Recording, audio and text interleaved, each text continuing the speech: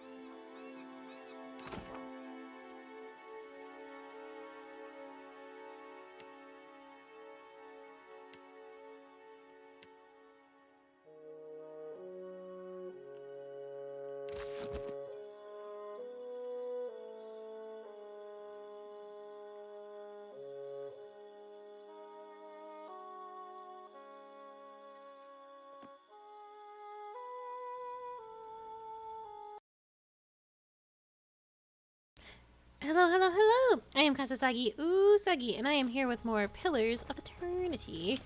So we need to head back to where our boat is, because apparently it's getting fixed. But there was one thing that I wanted to do. Oh, first of all, I was going through everyone's inventory, making sure they were wearing what they needed to. And I found this motherfucker, Aloth, our good friend Aloth. Hold on.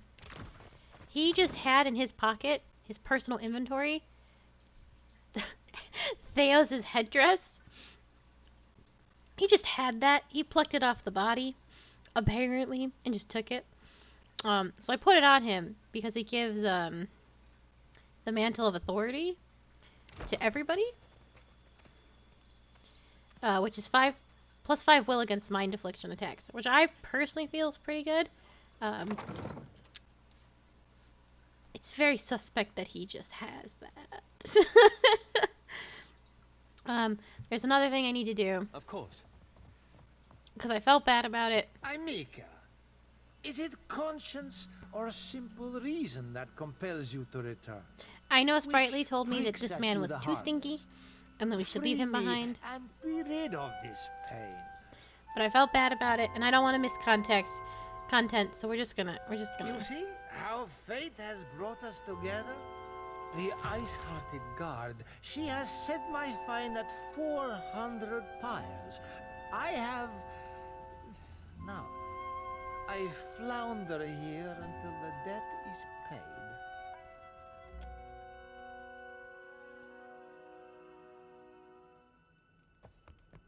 Keeping out of trouble? Wait, A how little much? jest. How much money do I have? That's actually the major question. Oh, 400 is nothing. Keeping out of trouble? A little jest. Oh, What is it? any chance you'll lower Rigari's fine? Well, don't tell me Ruggieri has earned your pity. That won't last. She glances at the occupied cell, her nose wrinkling. I do appreciate what you have done for me. So, if you will vouch for Ruggieri, I will lower the fine. 300 pieces will cover what he owes at the tavern. Something you wanted? Alright. The Verus? Well, good riddance to him. It's your coin to spend. Severia pulls a ring of keys from her pocket and moves towards the cell door. I can't wait for this man to betray me immediately. Arasima, Captain. See you at your ship. Aye? I'm sure he'll be fine. I'm sure it's fine. It's fine.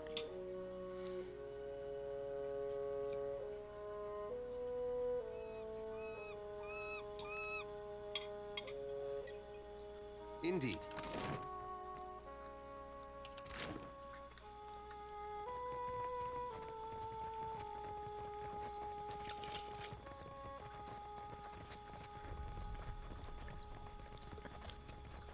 That man knew one whole ship. Which is more than I know. Legitimately, so.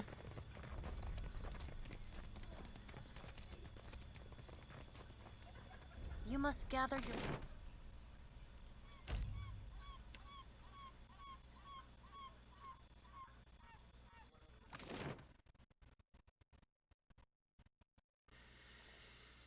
Oh, and our ship was to the to the left, to the west. Yeah.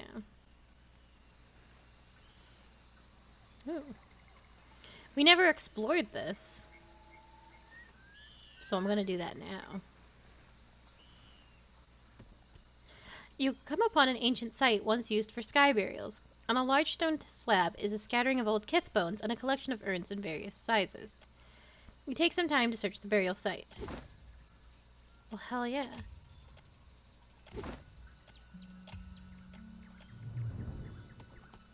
This game is like, oh, but time is passing. Never once. Cannot care. Could not possibly. I guess because we're leaving here, I should explore the rest of the area.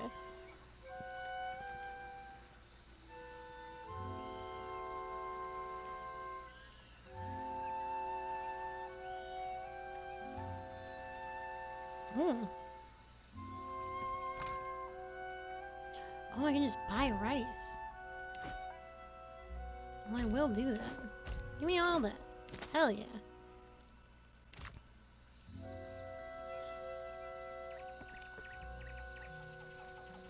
Okay, is there anything else that I have not explored? I went to the dig site.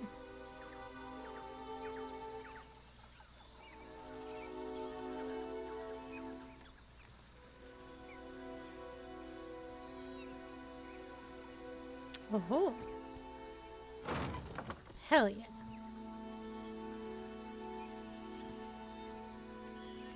There's nothing more there. More there. Oh. Oh.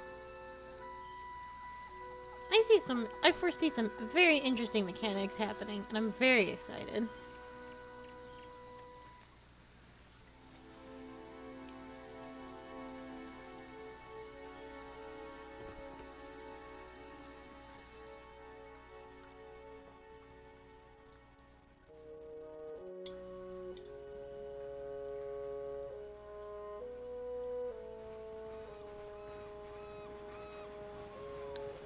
Good, you are here. Clario has made good on his promise. We are making ready to free your ship. Akawa gestures towards your vessel, where a motley group of Wana and Valayan workers race to and fro. I say still that you are fortunate. The ship was nearly lost, but it will float. For how long, I cannot say. You will wish to find a friendly port with some speed, I think. Do you know where Nekataka is? So you will go to the great Kahanga city as well. You must sail north for some time, and then a little east. Take care in Nekataka, outsider. It will close its jaws around you, and you will never notice. Come, we will see your Defiant out to sea.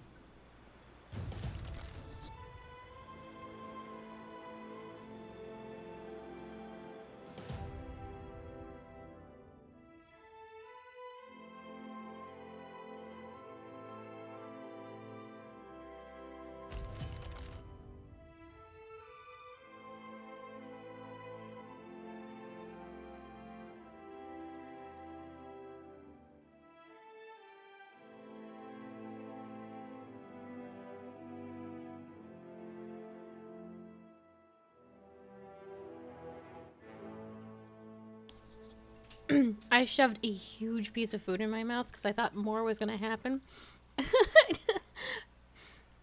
You have received a curious message from Harbinger Vetnir. The missive is this missive, written in what looks like dried blood on a slice of tanned leather, came to you rolled and sealed with the mark of the Aurochs. The lettering, spidery and sharp, suggests the Sunder may have been shivering as they composed it. Most glorious watcher of Cadnua, I cordially invite you to a feast to be held in your honor. A community of like minds has congregated at Harbinger's Watch, a small outpost located in southern Deadfire Sea, to witness the Dead Flow's rapid expansion. Soon ice shall consume all, and Remigrad's dominion over Dead Aora will be unchallenged. We eagerly anticipate hosting your magnificence. With admiration for your many accomplishments, Vanir, High Harbinger of Dusk. We should address the matter of our ship's resources before we get underway. It saddens me to inform you that we lost several crew and most of our provisions during the storm. However, Port Margé appears to be well supplied, and I expect the recent disaster has left several sailors in want of a ship. I suggest we contract for additional supplies and crew before we return to open water, or our voyage may indeed be a short one. In Deadfire, not every ship on the sea is friendly. Hostile ships can attempt to engage you in ship-to-ship combat. During ship combat, distance and orientation to the enemy are vital to your success. Distance determines if the enemy is in range of your cannons, or if you are in range of theirs. Orientation determines what cannons, if any, you can fire, as well as how easily your ship may be hit. Turning your side to the enemy may allow you to fire the most cannons, but it makes you an easier target. Each ship must maintain its sails and hull. Damaged sails limit the speed of a ship. If your hull is destroyed, the ship will sink. A ship's cannons are also limited by how much ammunition the ship is carrying. When two ships get close to each other, they can board or ram. Boarding locks the two ships together and transitions to a deck-to-deck fight between the two ships' crews. A ramming attack does damage to hulls of both ships. If one does not sink, the battle transitions to deck-to-deck battle. Once you have victoriously sunk the other ship or defeated them in deck-to-deck combat, you can plunder what remains. Plunder typically includes ship resources, treasure, and occasionally the unique triumph of a noteworthy enemy captain. Coins can be shared with the crew to improve morale, and triumphs are always flown from your ship's riggings. This is very cool. I suspect this game might have been made during a time when there was a time, not terribly long ago, where games that did like sea shanties and whatnot were like the Assassin's Creed game that was like ships and whatnot. It was very big. Uh-oh, what's that? Captain Ferrante. Well, I don't want to fuck with that ship.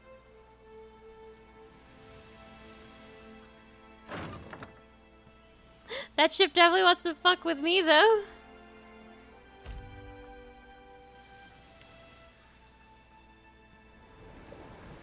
As the Defiant leaves Port Marjah behind, you casually observe dozens of other ships coming and going, mostly fishing and trade vessels.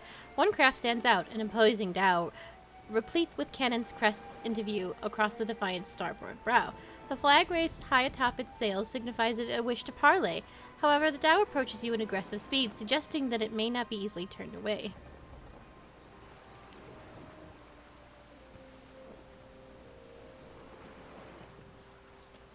You spin your ship's wheel counterclockwise. The ship swings around quickly, disturbing a gull resting on the foremast. The bird voids a white splash on the deck as a sign of its disapproval. You even out the wheel and bar straight towards the dhow. The distance closes quickly, and soon the massive ship's dhow hull rolls on waves beside your ship. Boarding planks emerge and are quickly cast into your ship, along with the shouts from its crew, notifying that their captain will be boarding. Several well-armed men cross the planks, their eyes watching every inch of your ship. The crowd parts open to make way for their captain, a tall, well-dressed man. He peers at you with one impeccably groomed eyebrow raised. Following behind the captain, and in stark contrast, strides an unkempt Orlan. A pair of pistols grips protrude from his belt, and he casually twirls a stocky forearm around his index finger. His shaggy face, framed by long, cobalt blue hair and a wildly braided cerulean beard, make the crooked smirk he directs at you seem almost sinister. Is it that man? Is it that man right there? I don't know, man. I wouldn't want to fuck with any ship with a bear on it. Ado, water of Gadno. On behalf of the Principi Sen Patrina, I must request we meet in parley. The broad-shouldered captain tilts his chin in greeting. When he smiles, his left cheek develops a simple dimple. You have my attention. Agrassim. I will make this quick. He flourishes a courtly bow. I have heard some marvelous tales regarding your ventures in the Deerwood. In fact, you are the first dragon slayer I have ever met, outside of a grave. I did manage to kill one dragon. This is true. Some fools would seek to make a fortune by pilfering from one such as you. He's done his research. Might as well hear him out. Under the captain's words, you hear a faint but incessant buzzing. It blooms overhead Ferrante's voice, drowning out all else around you. No one else seems to notice. A vision. Thunder cracks between your ears, and you glimpse a different sun-shod sea behind your eyes. The visions streak across your mind's eye, fleeting and incoherent. An elf, dark-haired and battle-scarred, stepping across the gulf between vessels. She shakes Ferrante's hand, and warmth spills through you. Excitement, pride, respect. The imagery melts like candle wax into a lamp-lit galley, swamped with the scent of unwatered rum and sweet fruit, with sailors and their songs and sweat. The scene billows away, ice-cold and clawing, replaced with the crew on deck, solemn and staring, as Ferrante grasps one of their own by the throat. No, not one of their own. No more. You don't steal from family and stay family. Tears and mucus smear the man's features, and Ferrante reads the man to the last rites. Thief or no, they'll consign him to Andra as tradition dictates.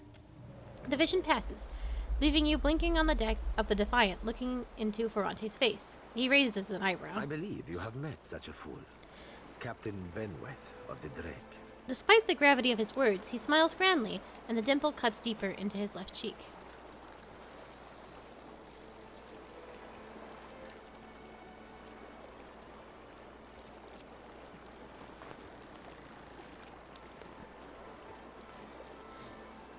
I remember the Drake. Gelarde. Then that should make this easy. I am keen to show my rascal of a compatriot some much-needed humility. I thought perhaps you may care to as well. Ferrante's for. Do my job for me, friend. Hope you don't die in the effort. The rogue words filter through your thoughts like darters, not quite your own, but not entirely unlike your own either. If Bereth is one of your own, shouldn't you take responsibility for his actions? Bereth is no captain of mine, Aimika. It is not beneath my flag his Drake sails. Yet I do seek to temper his actions when they would endanger the Principe altogether. How has Bereth endangered the Principe? Are you saying if we rile you, you will pose no threat to us? Così. Pardon if I do not believe you, Dragon Slayer. The captain chuckles, fingers rubbing the frilled collar about his throat. Word of Bereth's raid on the Defiant will spread throughout the Deadfire. More fools will seek to prey upon you. I would suggest you stave off all others by making an example of Bereth. Where might I find this Captain Bereth? Say I wanted to teach him a lesson. Bereth's Drake took damage during the storm. Eventually, he will need to dock for repairs, and when he does, Seraphin can find him for you. Ferrante flourishes a hand towards the Orlin at his side. He is rather an unrefined creature, but he is a most skilled ship hunter, I assure you. Unrefined? Begging your pardon, Captain, but I'd be the fucking model of the gentleman of fortune. The Orlin scoffs. As for Bereth, that sucker of squid tits be as predictable as the tide. I'd wager all my furriest bits that he'd set sail for Deadlight. That would be felicitous indeed, as I believe the traitor Remaro hides there as well. I quite enjoy killing two men with a single bullet. Wouldn't have even thought of it if you hadn't brought it up, sir. Yet you feel a surge of anger that's not your own. Seraphin spins towards you and bows again. Now, I ain't hardly in any hurry to leave the fine company of the gentlemen of leisure, but the captain be right about me finding your mark. Adding to that, you sail into Fort Deadlight not knowing your innies from your outies, you might very well find the locals cannon fucking your boat to sodden splinters. He grins broadly. What can you do for me? Are you asking aside from my vaunted ship hunting abilities, self-evident manners, and encyclopedic know-how of all things piratical? Teeth glint between the curves of a smile. Well, I'm sold. Welcome aboard. Oh, you won't be regretting this, Watcher. At least so long as you keep us heavy in grog and light on the onions. Ugh, them dirty shit apples ain't never agreed with me, and I'll be suspecting they never will. He pats his belly as he strides to your side. He's not sleeping near my berth, I promise you that much. Aloth, don't be rude. I just don't have I patience sailed for out it. for Dunwich, my own safe port. I will await you there, should you be successful in schooling our wayward captain. A cipher. I guess suppose that means no grieving mother, which is fine.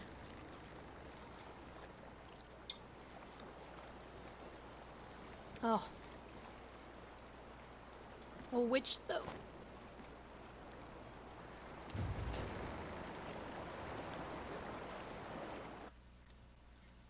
I think I'll do better with the cipher because it's turn-based now, so.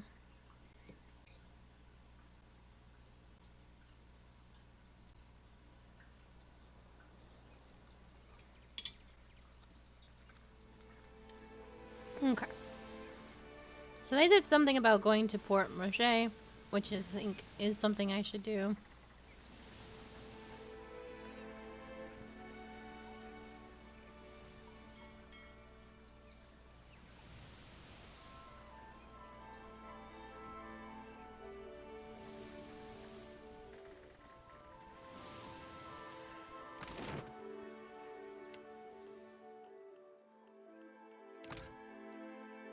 They talked about doing contracts.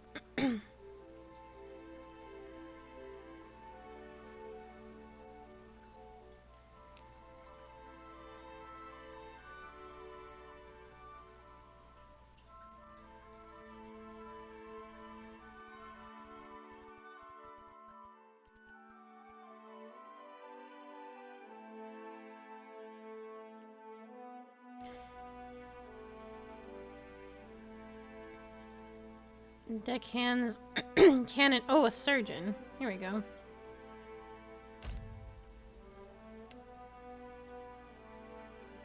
And we should probably have a cannoneer for problems.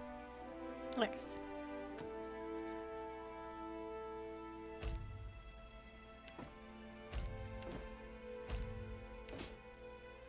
Well.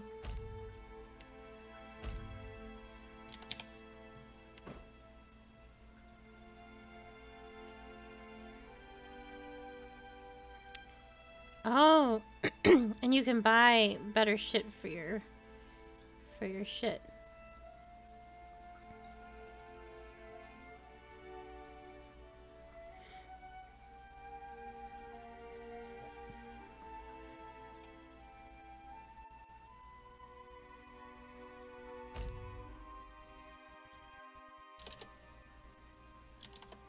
$20 whole ales. And these are cannons.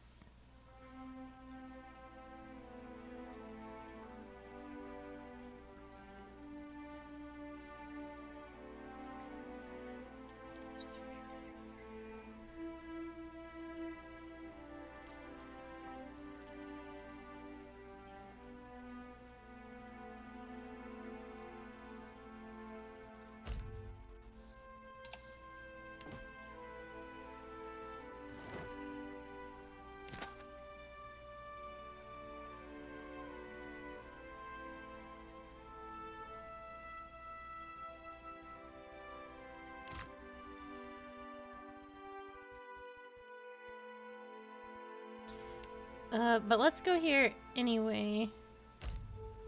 Just to see if I can make any contracts.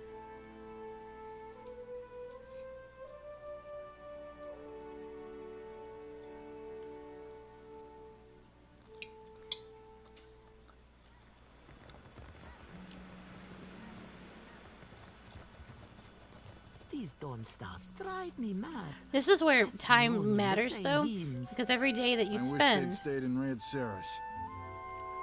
every day that you spend, your crew goes through resources. So I can see that becoming a problem.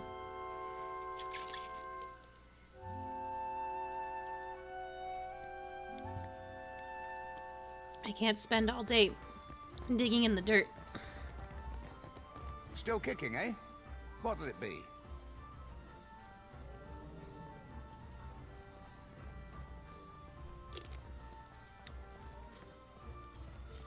I should do a rest, regardless. But it doesn't seem like, Sure thing.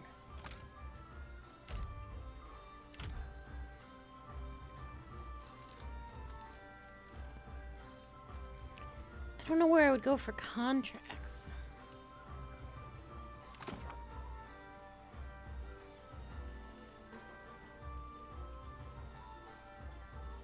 Maybe it's not that big a deal. A giant? Thomas mad. Maybe. There are strange things out there. You cannot think it is really one of the gods. Oh. I can put people on the... Holy shit. Okay. We're gonna put that there. And now we're gonna change our colors.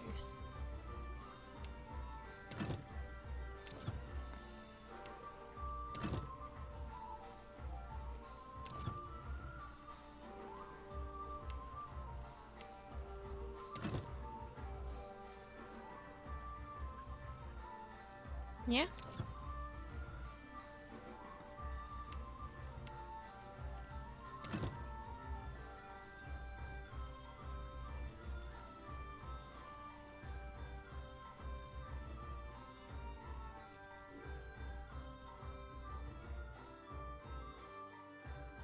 No, but a weapon perhaps. Oh, Aloth leveled up. Good shit.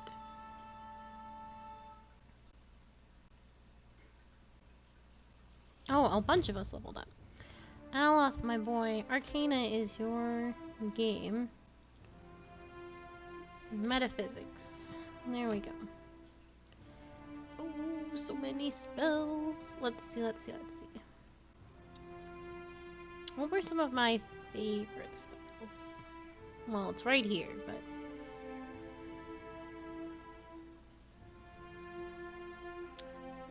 Thrust of Tattered Veils.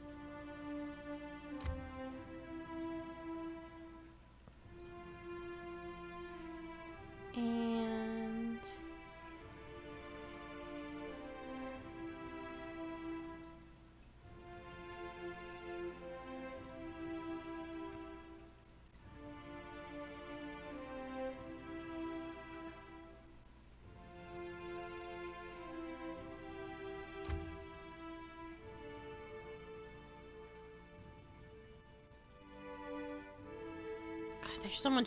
There's so much to grab and be mindful of. Good job, my boy.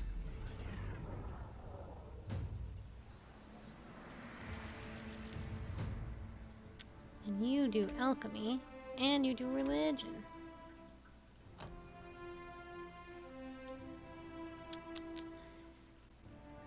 I think this will be important. Grants an ally, target ally the smart inspiration for an extended duration. Grants a magical seal that explodes in a burst of electrical energy when the enemy comes into contact with it, inflicting shock damage and interrupting. Blesses allies with the aid of a sympathetic soul, releasing a healing effect when they are near death. Strengthens allies in battle, granting them the aware inspiration. Creates a long-lasting circle of healing and regenerating. That is what I need. That is what we will grab.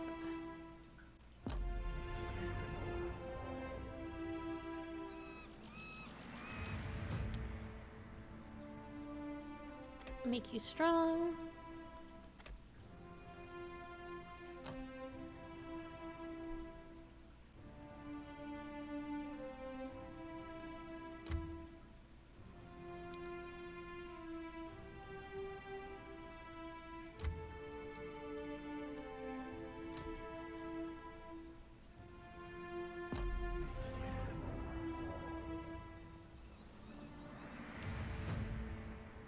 I'm kind of all over the place.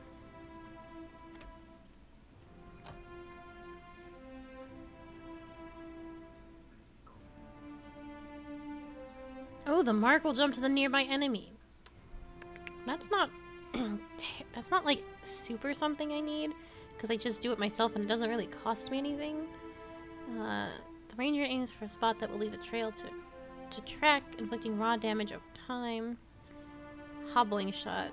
The ranger's shot now hobbles the target. That is very good. The ranger's aim becomes far more accurate. Oh, I can revive my bear! Fuck, dude.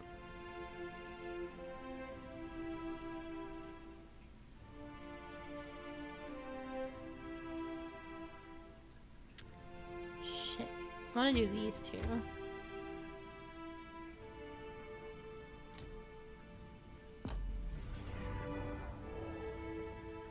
Okay, that's levels for everybody. Oh? Yes. Indeed. Oh, indeed. Oh. Let's go to the governor's estate and see if we can do contracts there. I still don't know if that's actually a thing I can do. Also, I'm currently in the middle of a very nasty storm. It's very, very windy. I can see the trees doing a little shimmy shake. So the stream might suddenly cut out. And if it does, I'm very, very sorry. But it does mean I've lost power.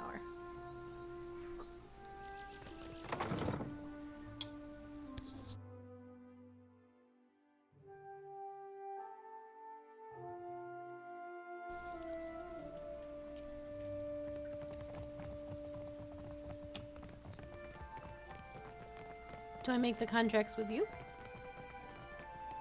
I'm sure you're eager to depart. Really? I'm sure you're eager to depart. Alright. Well, I tried. Well, if I can't make them at the tavern, and I can't make them there, then I simply do not know what to do.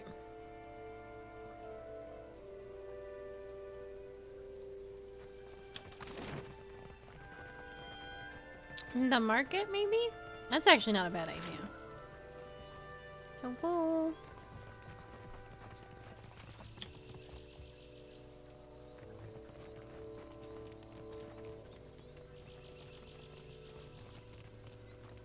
Swords, shields.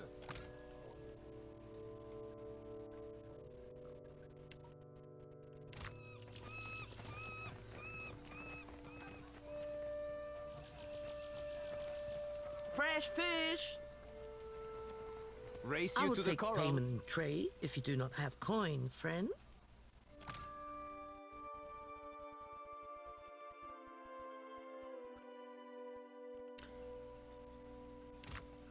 Not her No either. I will take payment in trade. It should grab some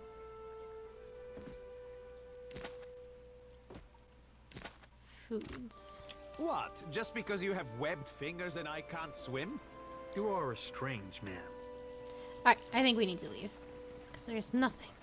Nothing for us here.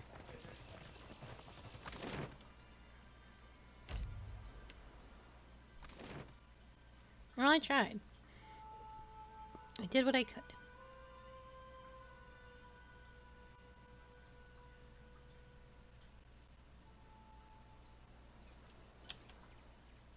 Oh. So I was told north and then east. Hold on. I want to stop there.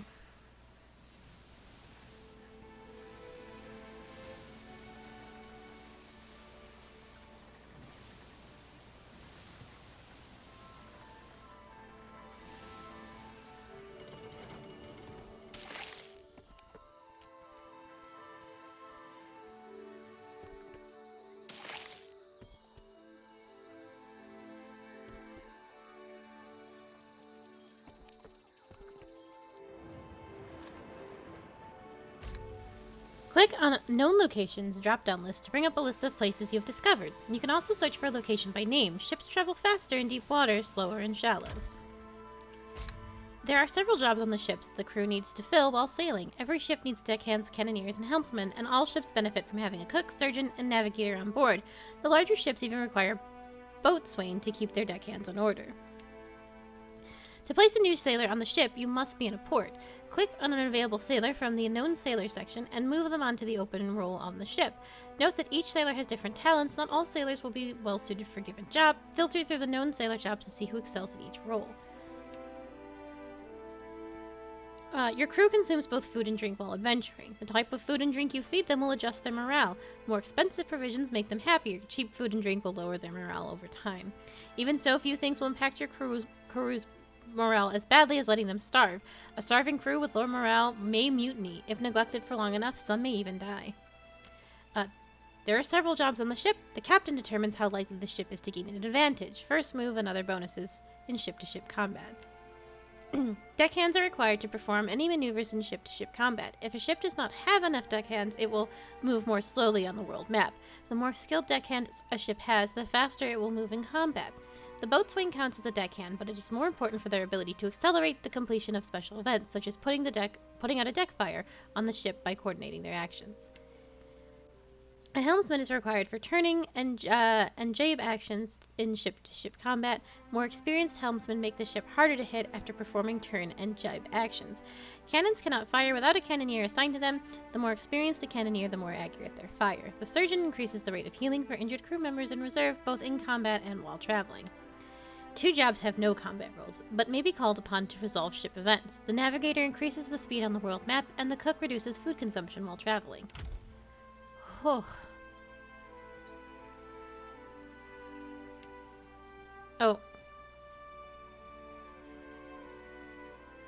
There is a lot happening here.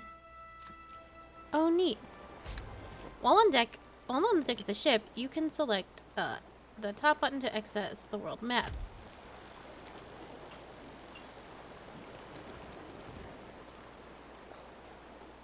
Ahoy, Captain.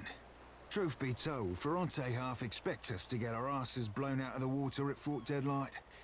Fortunately for you, I have this bad habit of beating the odds. Of course, I do that by way of good old traditional chicanery. And the most important part of any hornswoggle? Solid planning. Well, that and surviving.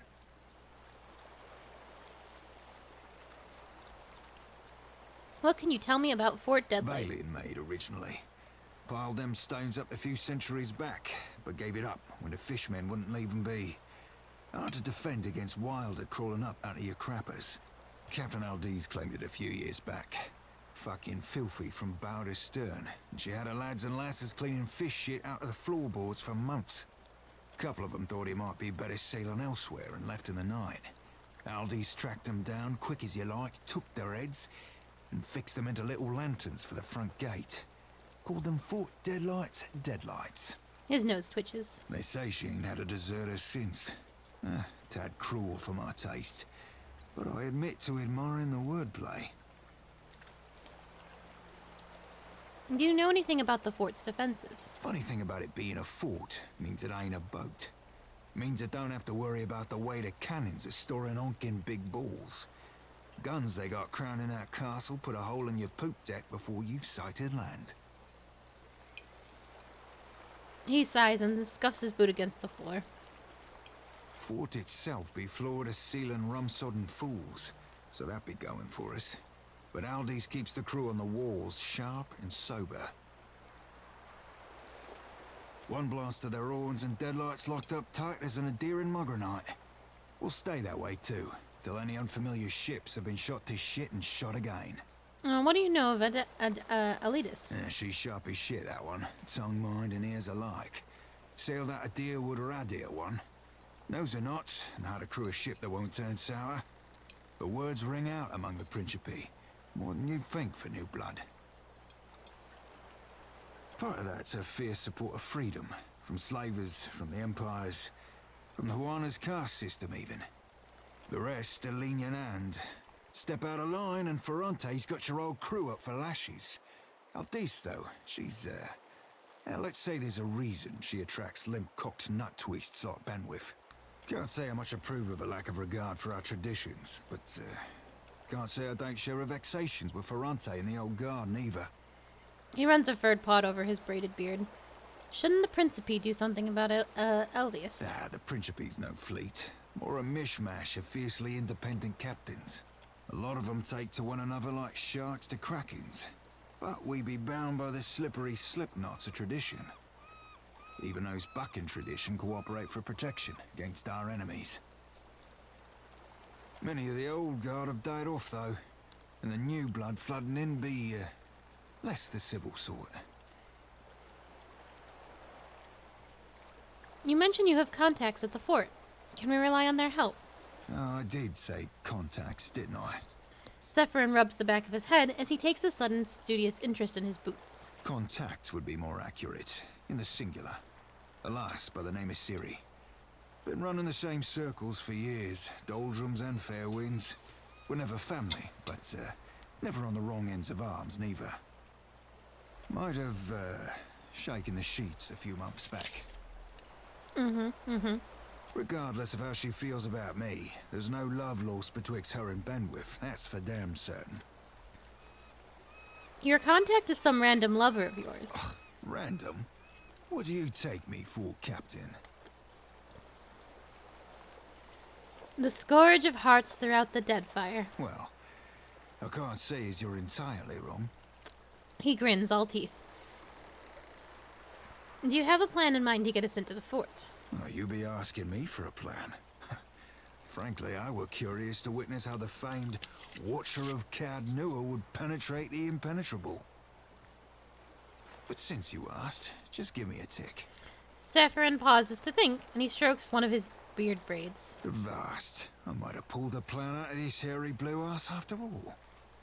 Way I see it, we have an option or two ranging from the wildly dangerous to the fantastically suicidal. So tell you me, Cap, what be your preferred approach to problems unapproachable? Subtlety tends to work best for me. Might be there's a way to sneak inside. Bet we can find a shady spot to tie up a skiff under the veil of night. Then up the walls and over, quick as you please. Sussing out a place to land without being spotted ourselves require Helia's own eyes. Or a spyglass. You've got a spyglass, I hope? I don't have a spyglass. Oh, then let me recommend you remedy yourself there, Captain. A good spyglass be like a good lover. Shows you the bits you'd have missed otherwise. We have a plan. Let's go with it. Aye, Captain. Looking forward to watching you work. Alright, we're not going to be doing that anytime soon. Oh, it's him! Agrasima, Casita, for taking me on. And... it's okay. Let's get back onto the world map.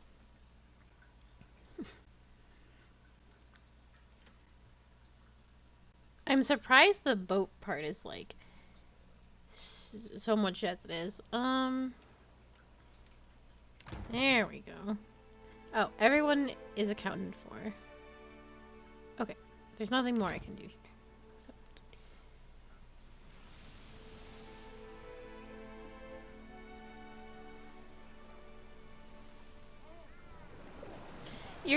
You're sailing past the reef when Eld Ingram shouts out, pointing to port. There's a ship stranded in the middle, perched on a narrow shoal. It tips and rolls with the passing waves. Hanging from its mast is a blue flag showing an image of a crescent moon sinking beneath the waves. Your crew gathers round, murmuring in low, excited voices. Irina rushes to the railing. Captain, that's a gift-bearer ship! No telling what sorts of treasures it's got. Bedul snorts. Gift-bearers carry sentimental junk. Worthless stuff. No smuggler's ship. It's a classic disguise. Shield Sister Dahlia spits into the water. Then it's a fucking stupid one. Gift bearers only visit landlocked settlements. That's a trap.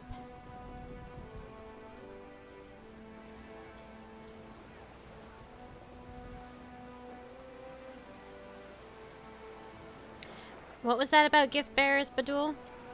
Badul fixes a pensive frown on the wreck. No offense, Captain, but the servants of Andra collect things people want to forget and co-sign them to the sea. Anything gift bearers may be carrying would be stuff nobody wants.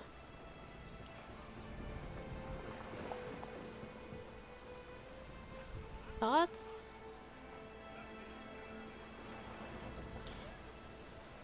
Ain't a trap, Captain. Ship too smashed to ship for that. Might be too smashed to shit for salvage, too. Seraphin scratches the back of his head as he peers at the vessel. I actually trust Seraphin. He's right about that. It is a very smashed up shift.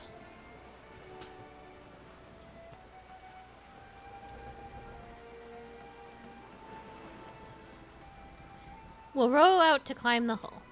You row the skiff above the reefs and waves, tossing it, the bottom of the small boat occasionally scraping across the jagged structure below. You tie off on a snag of coral next to the wreck. The water is rough and the hull slick with brine, but you're able to find purchase between shifting planks. You row the skiff above the reefs, the waves tossing it. The bottom of the small boat occasionally... Oh, I keep doing that. You pull yourself up using bent planks and barnacles for holds. You've almost reached the main deck when the wave slams against the ship. You hear a crash from somewhere below as the vessel rocks. Your legs slip out from under you and your fingers dig into wet lumber. Your grip holds. Once the ship settles, you resume your climb back and make it safely to the deck. My athletics is surely not 4.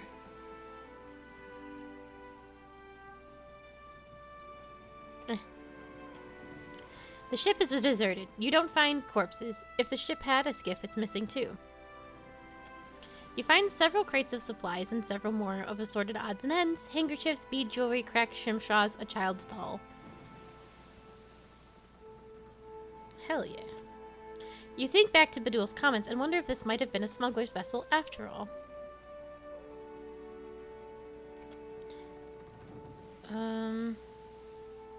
That'll have to be you, my man. There appears to be nothing else of value. You load your find onto the skiff and row back to your ship. Oh, that was exciting.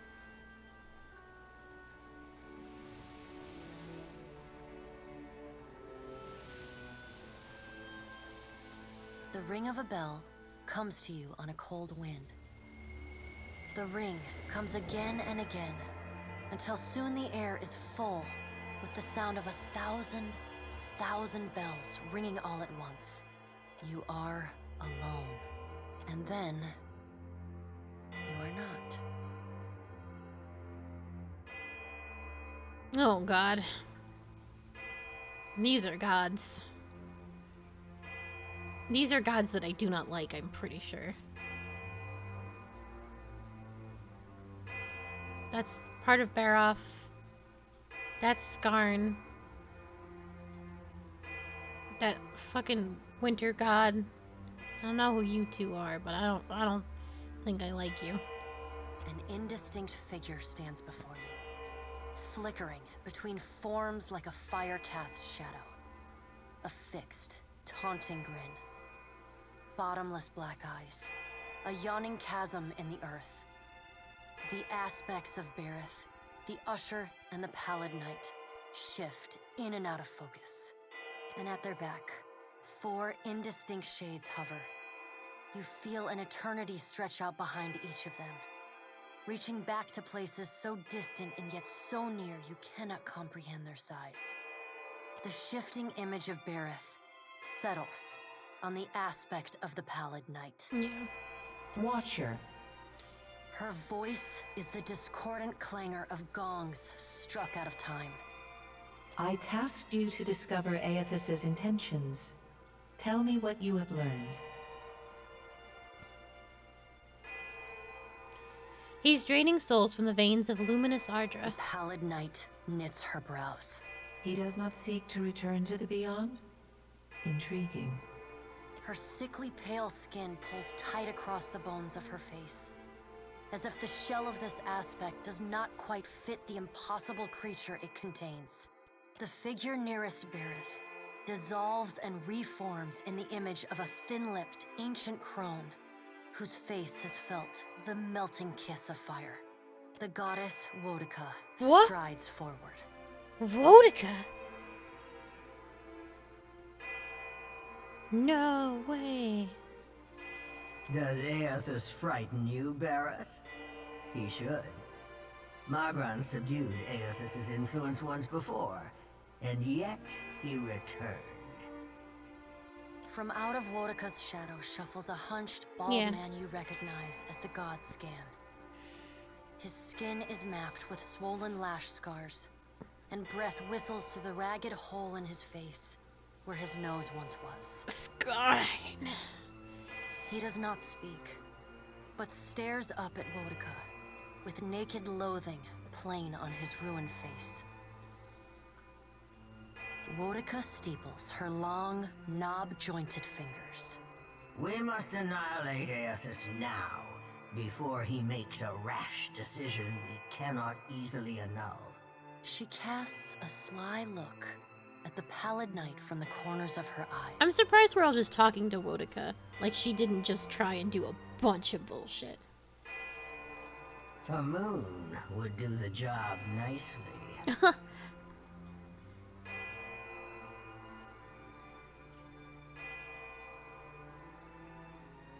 This is what happened before Andra did it to Abaddon.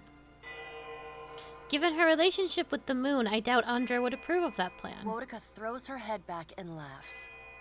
The sound is a dry, rasping bark. Andra could do with a new act. Her current one has grown rather stale. Where are the other gods? They see to their own affairs. You will speak to them in time, should you have the need.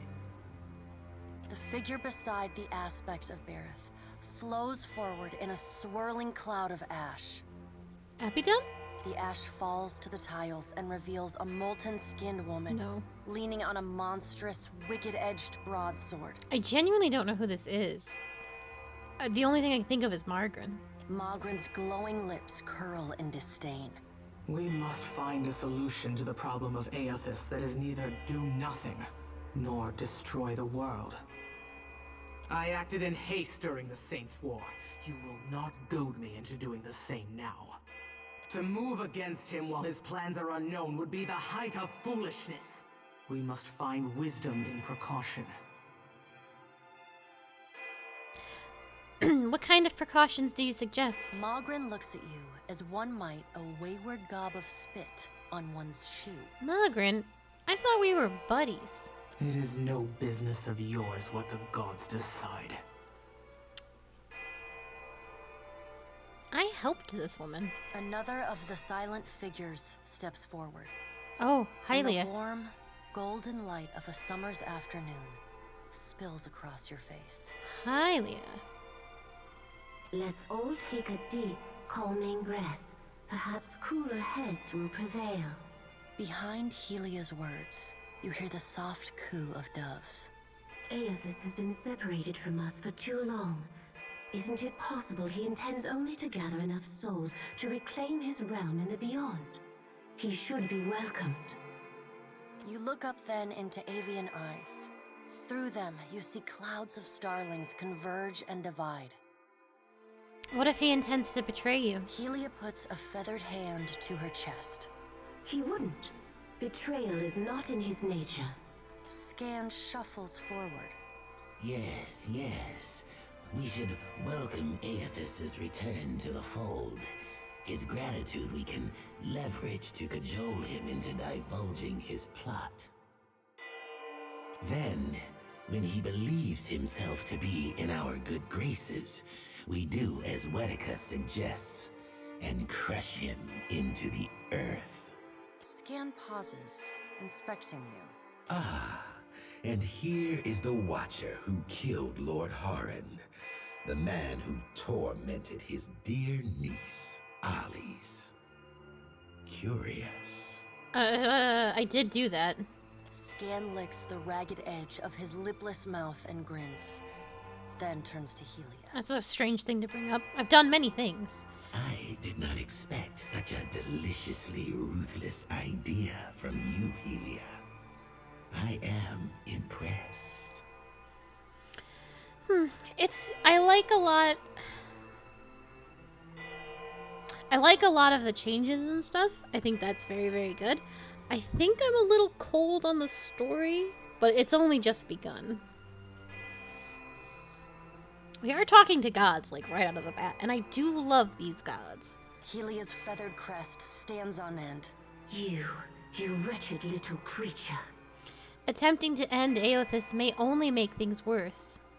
Your point is well made, little Watcher, if self-evident. Aethys has not been known to possess a vindictive nature. Indeed, he has occasionally been magnanimous to a fault. It's definitely, it seemed like it does seem like it's a slower pace, but I don't know, the story hits different compared to Pillars 1. However, if we push him to the brink of reason, there is no telling what he may do. He is, as ever, unpredictable. Something akin to fondness creeps into her voice. Then what is the point of this exercise? The Pallid Knight gestures for silence. Aethys cannot be killed, but he may be subdued. Yet to do so will take immense power and time. Both stand in his favor. Magrin grits her black glass teeth. That is why we must ascertain his plans before he has the chance to put them into motion. She begins to pace. Her steps leave little trails of fire in her wake. Magrin stops and balls her hands into flaming fists.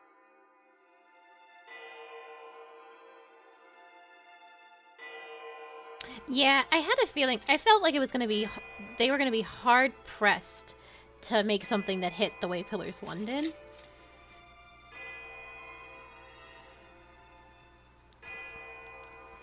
And it really feels like what you're doing is it feels like a short epilogue. And it won't be short, but it just feels like a side story to the main game. At least that's how it's coming across to me. I don't dislike it, and the gameplay is much better. They've done a lot of quality of life changes, which I greatly approve of. But yeah, the story just as of right now is hitting a little hollow for me. Yeah, I'm not looking forward to ship combat stuff. Even if we manage to destroy his current form, there is the possibility he could return, if he has not already absorbed all of his children. Absorbed his children? I don't understand. The Pallid Knight casts a cold, cutting glare in Magrin's direction. Magrin speaks too freely. That knowledge is beyond your ken, Watcher. Wodika waves the gods to silence. Aethys gathers strength. His strength is a threat to us. Her voice takes on a sharp, almost panicked edge. There is no sensible answer to the question of a resurgent Aethys other than decisive, final action. Something must be done. Your opinion is unasked for and unnecessary, but noted nonetheless. Why am I here if you are just going to be so super rude to me? I hate all of you. Especially you, Margaret. I thought we were cool. Though her tone is impassive, the banked fury in her eyes says well enough what she thinks of your interruptions. Well, I'm about to give her what I think of her in general. We will act when it is appropriate to do so, and not before. The Pallid Knight steps away from the half-circle of assembled gods. She pulls herself up to a great height. The words she speaks next come not from her mouth, but from all around you. Follow him, Watcher. The black of the Pallid Knight's irises expand until her eyes are as dark and cold as the void between stars. She bends down and brings her ghostly face level with your own. Your debt to me remains unpaid. This is bullshit.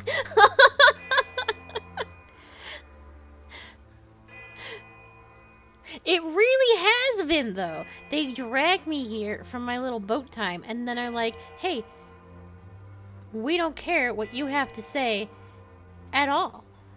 And you don't get to talk to us. Then why am I here?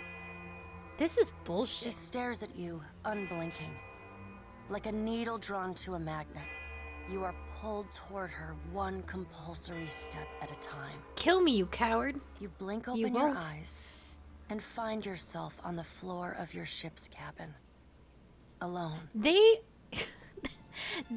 I have helped them so much, and they are so rude to me.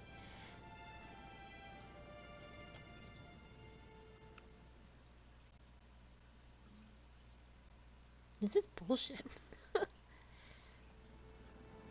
I'm here. At once. Indeed.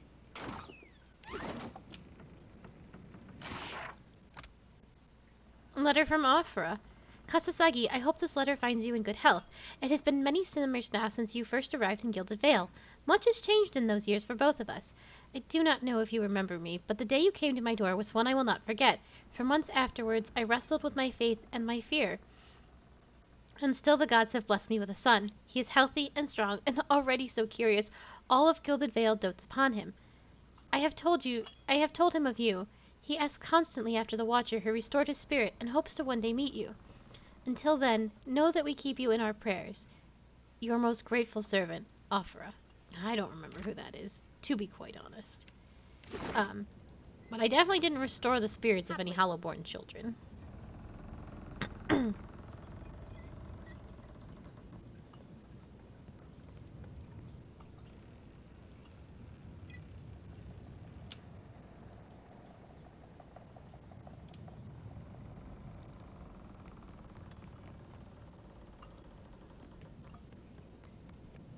Hey, this brings back some memories, huh?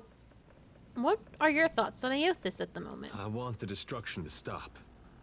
I want him to finish what he's doing and then go in peace.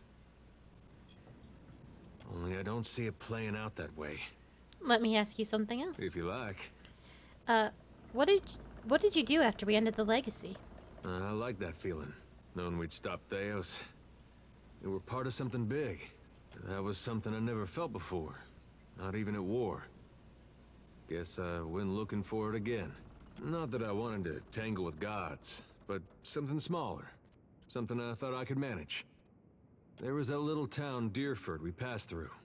Got hit real hard by the legacy. I went in and asked their mayor if I could help, and he was real friendly. But then it turned out he was in that Scanite cult they have over there. When I wasn't looking, he tried to knock me out with a garden hoe.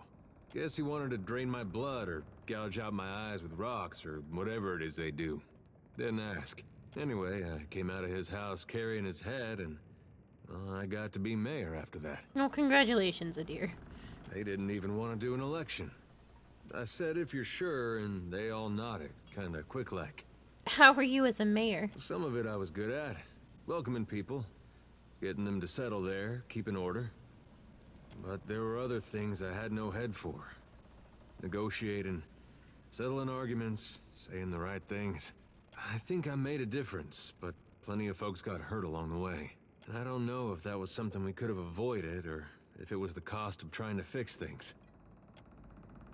Thank you again for maintaining my story in front of Vanessa and the others. He gives you a grateful smile that fades almost as quickly as it appears. I didn't enjoy deceiving them, but it seemed simpler than the alternative. Simpler than explaining your involvement with the leaden key. Absolutely. I hoped you'd understand.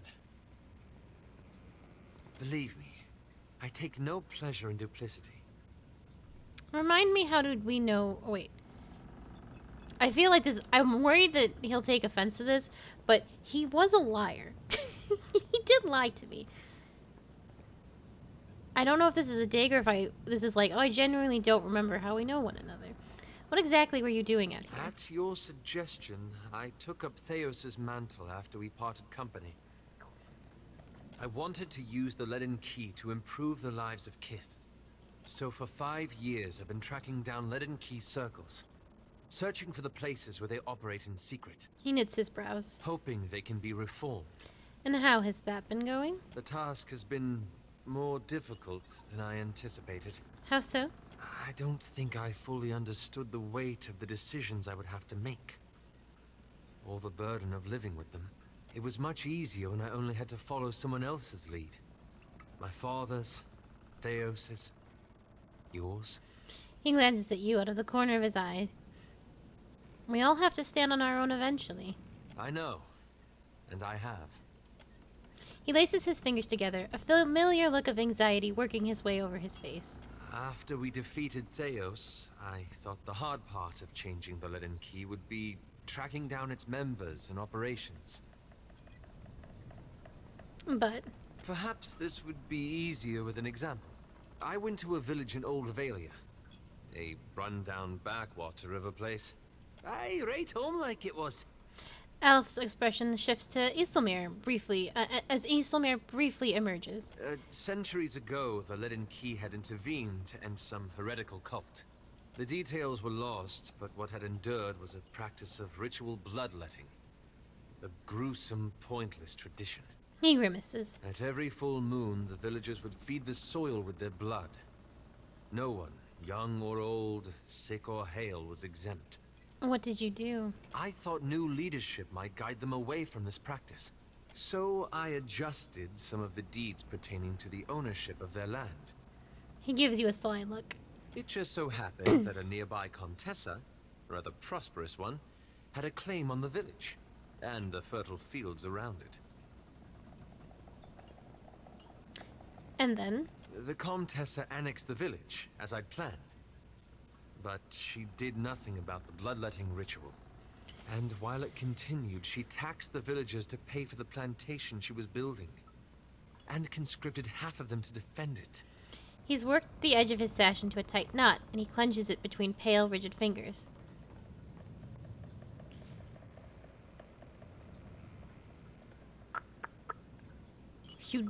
If you barely understood this ritual, how did you expect to stop it? I had to do something, didn't I? He turns to you with wide, anguished eyes. He pauses again, untwisting the sash in his lap.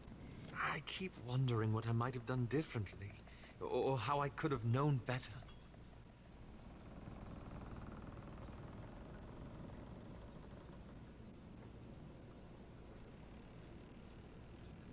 Learning from mistakes like this is a good start. I suppose so. I should get some rest. It's been a long day, and you've given me a lot to think about. Wait, you still haven't told me what the Animancers have to do with any of this. Ah, that. He massages his temples. I'm looking for an old Leaden Key sect. I've found several references, but... He breaks off, shaking his head. I want to be sure. Please, let me go over my notes again. Then I promise I'll tell you everything. We'll talk more later, then. Is Jolty here? She kept grumbling. Oh, I think that's her right there. Jolty. Ship life sure is an adventure, ain't it? Just think of all the places we can sail to, all the sights we could see. This is nothing like being stuck on a farm, or cloistered in the back of a temple. Jyoti wraps her sickle against her thigh as she studies the boat's layout. Satisfied by whatever she sees, she tilts her head to you with a small smile. Tell me what's on your mind? How are you feeling? Have you suffered any recent nightmares? They're there in my head when I sleep. And sometimes I can taste them on the back of my tongue like a smear of grit.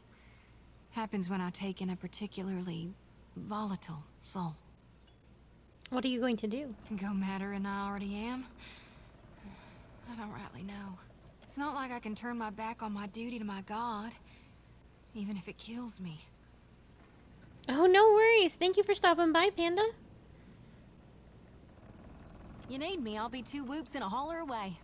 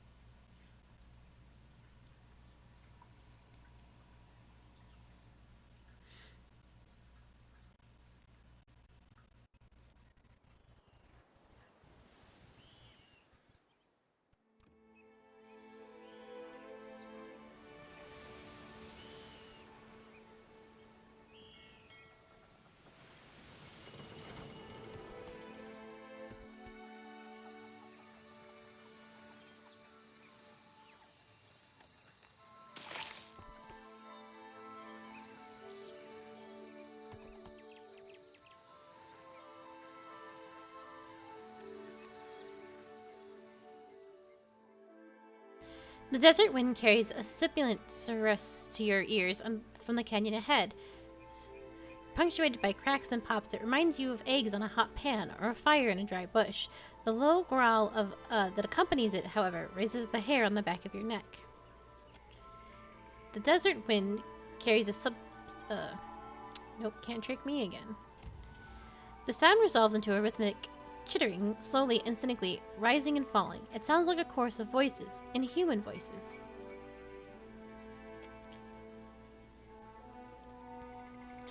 Zephyr's eyes slide closed and his breathing slows. You feel the faint tinkle of the cipher's abilities probing the edge of your own soul before turning outwards. Aye, Cap, got twixt 3 and 5 minds ahead. One of them may be a right goddamn big and twice as hungry, Zephyrin scolds. You carefully enter the desert canyon, keeping to the shade cast by the tall standing stones. Ahead of you, a group of Zerfs chant, hopping back and forth on skinny legs and shaking their spears. Nested between them rises the black, leathery form of a drake. The creature's wings rise above as it tears the corpse of a boar at its feet. With a mighty twist of its muscular neck, the drake tears the boar in half. It rises up on its legs, lifting its head, and swallows the back of half of the boar whole.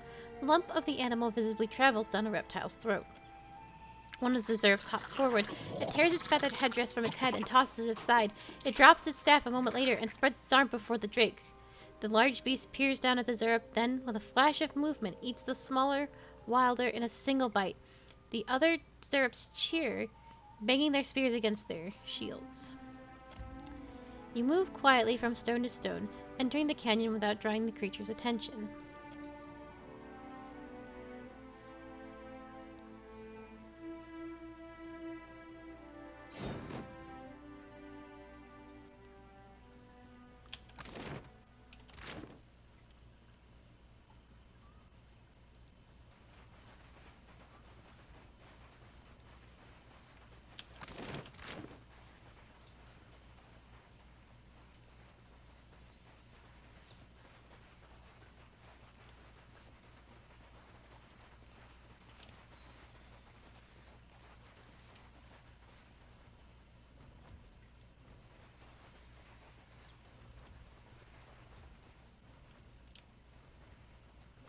Foes ahead. Yeah. What can I do?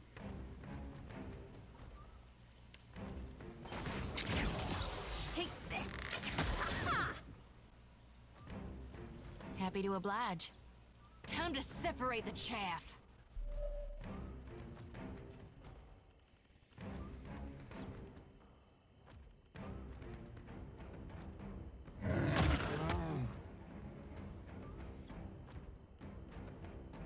Ahoy.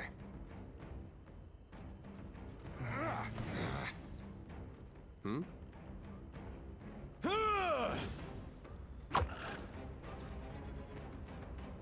Yes?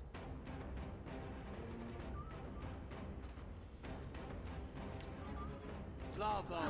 That's not very helpful.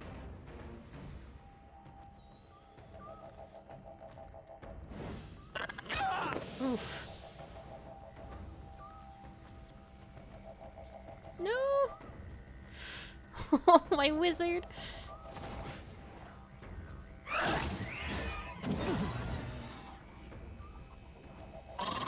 Get us out! Yeah.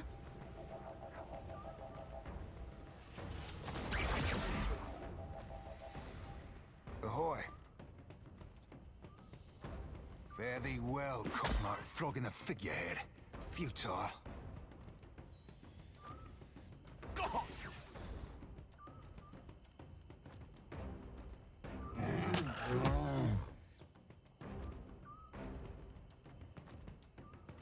What can I do?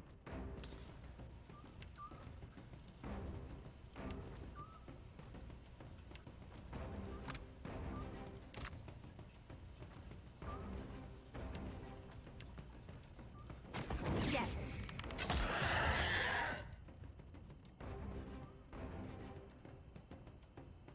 What do you need?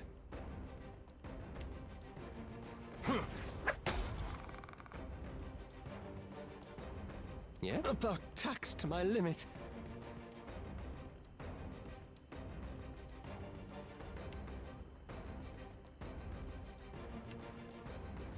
Lava. This is futile! Oh, I missed the right. I went straight to the sick.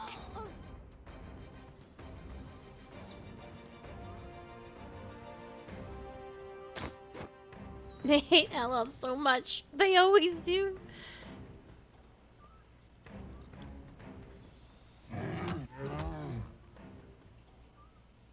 Hmm? Ha! That's for my friends. Goodness gracious. Aye. Fare thee well, cold swabber. How may I help? Lavaru beyond seek. Yeah?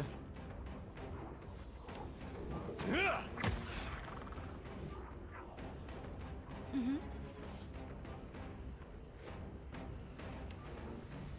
Mo Ixie Honor.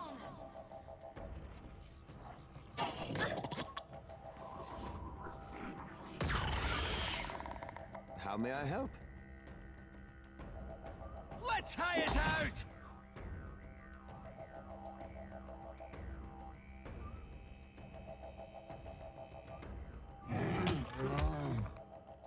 Yes?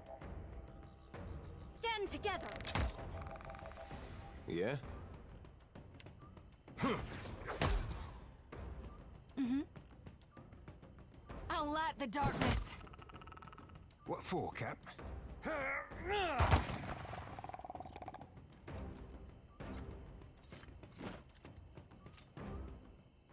What for, Cap? Good job, Done and everybody. Of course.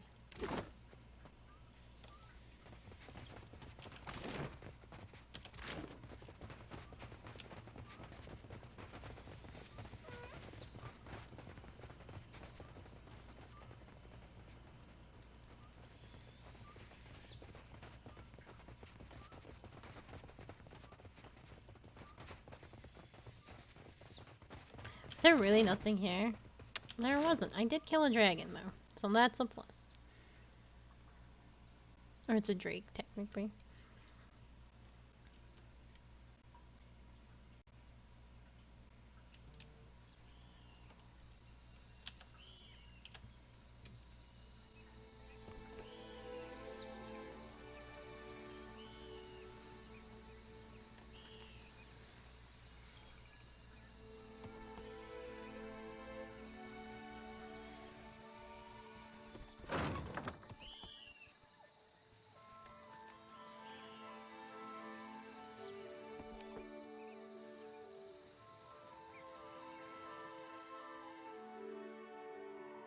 You come upon the opening of a small cave. Putrid gusts of hot air burp and deep within, and you hear the faint chitter and hiss of Zarups in earnest conversation.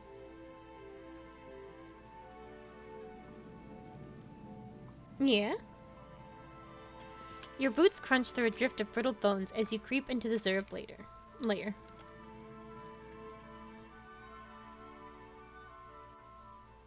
Yeah, Sprightly?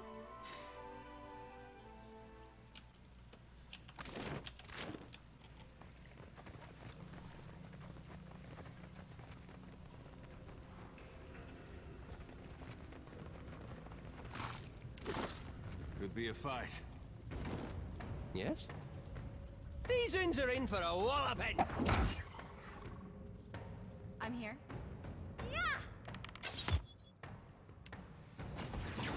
What can I do you for?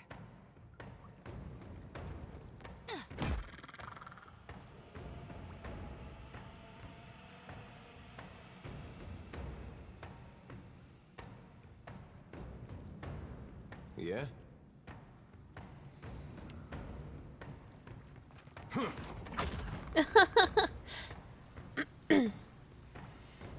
Well, that is a very kind offer, but I feel I would be overwhelmed.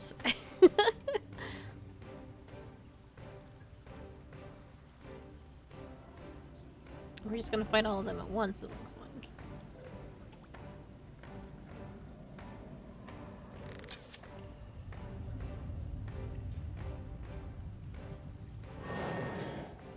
Teddy hasn't gone down once yet.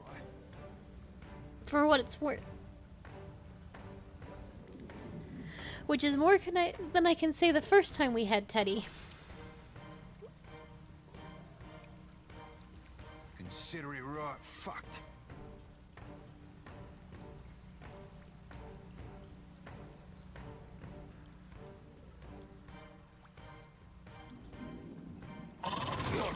No rush, but if you have any antidotes handy, I'd be much obliged.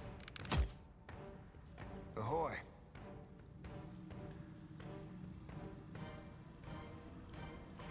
I'll be cleaving to the brisket.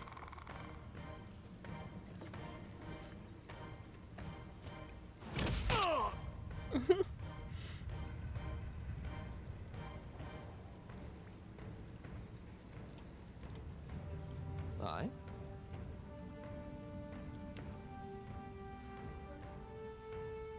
Lava beyond seek. Yes?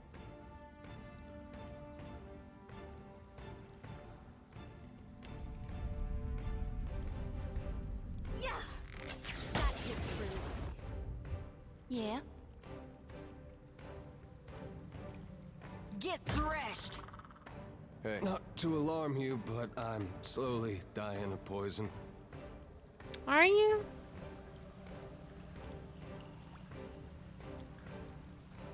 Nah, you're fine.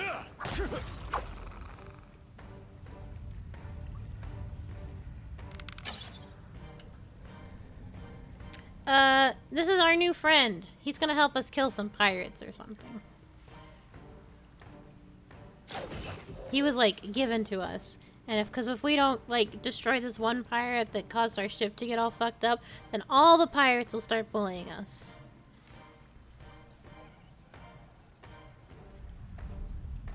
I don't think Teddy can do anything.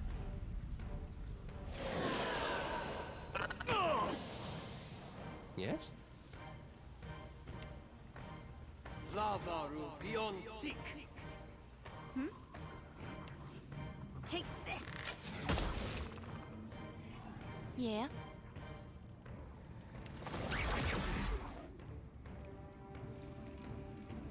What do you need?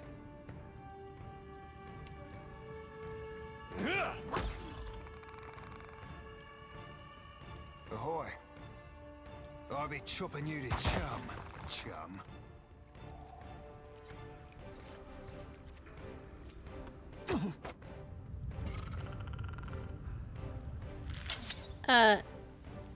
Scarfen is like our replacement grieving mother and Harasvez, which is a shame because I would have liked Harasvez back, but he's a much better replacement to grieving mother.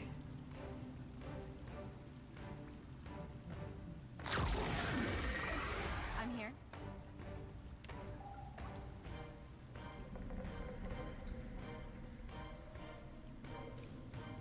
Yeah!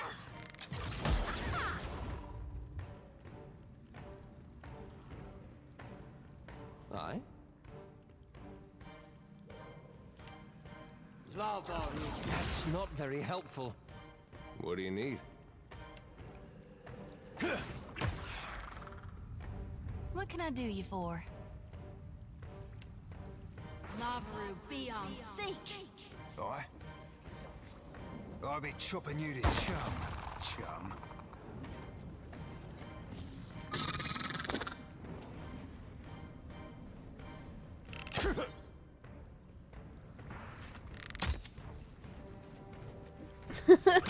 Hardly seems fair. Honestly. I really was intrigued by her at the beginning, and then Happy to oblige. Was immediately unintrigued by her, and just... Moan, Ixie, honor. Aye?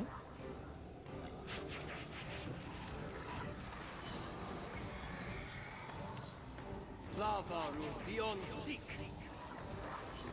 I'm here. Very well. Hey.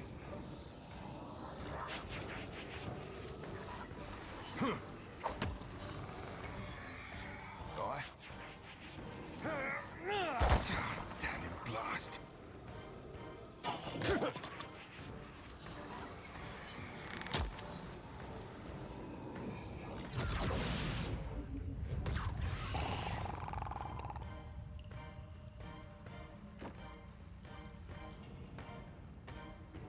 my bear finally kill a man?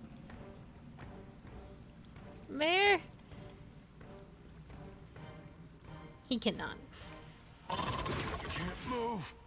How may I help? Lavaru beyond seek. I'm here. As you wish. Yeah?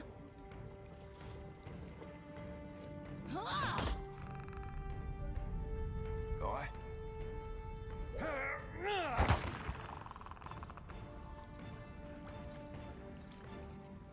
Hey, we had some good times.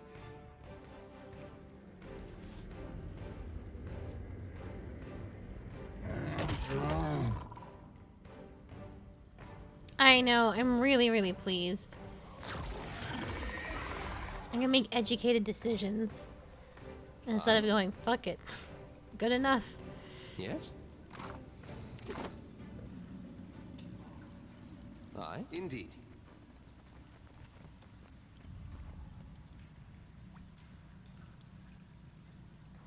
We also seem to have gotten rid of, like, the health bar situation. And now it's just endurance, and endurance, so long as nothing goes terribly wrong, seems to completely refill after battles. Which I enjoy very much. My friends. Indeed. Absolutely.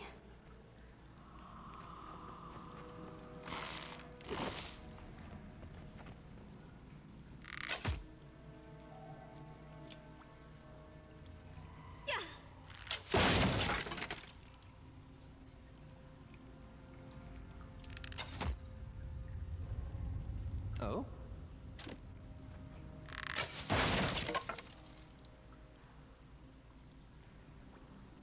Hmm? Yeah. Hello! True.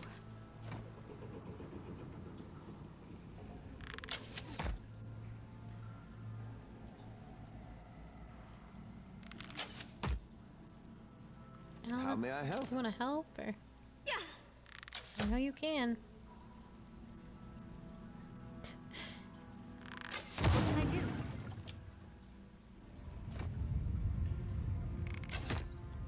Happily. Certainly. Oh.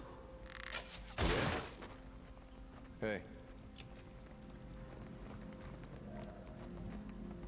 What do you suppose that bally thing is? I'm here. I'd be glad to. I find the gameplay much improved. There's been a lot of, like, quality of life changes. I find the story, and granted, this is only my 3rd day playing it, so we're about 5-ish hours into it, 6-ish hours into it. I find the story quite a bit weaker, at least as of right now. Between the bars, there's a frail and sickly Zerup. It shrinks when you are near, pressing itself to the furthest corner of its cage, trembling. Around its neck are the remnants of a beraggled feather crest. Paint is smeared across its face, but the paint is old, flaking, if it hasn't been reapplied in some time. The Zerup's regula tells you that they must have been an important figure in the tribe, perhaps a high priest or a mother, but its condition makes it clear that those days are long past. What happened to you? The Zerup watches you with an unreadable expression on his face and says nothing. The Zerup scrambles to get out of your reach. When you make a move to capture it, it stares between you and the open cage door, blinking rapidly. It tenses, then bursts through the door.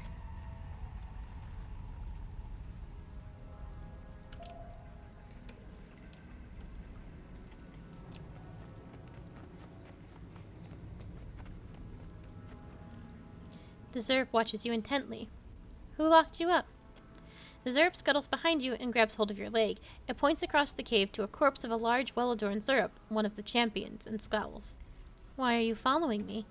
The Zerup tilts its head slowly and blinks. It narrows its eyes, like it can't quite figure out what you mean. It glances back at the cage you freed it from, and then stares at you expectantly.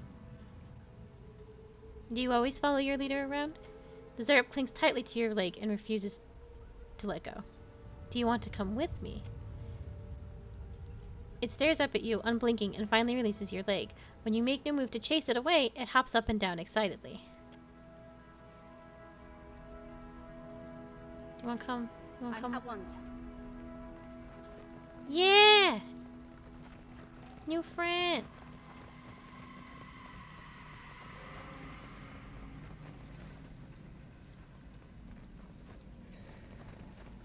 Can this little man work on my ship? Yeah. You can transfer your save file over. You have to remake your character, but they give you a lot of the same tools and portraits from before.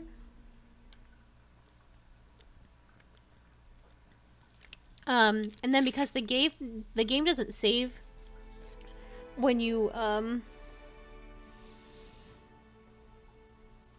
because the game doesn't save when you pick your final choice. When you make your final choice, the only thing you have to answer, because have you done the stars with the constellation and the gods yet? Where you have to pick a god.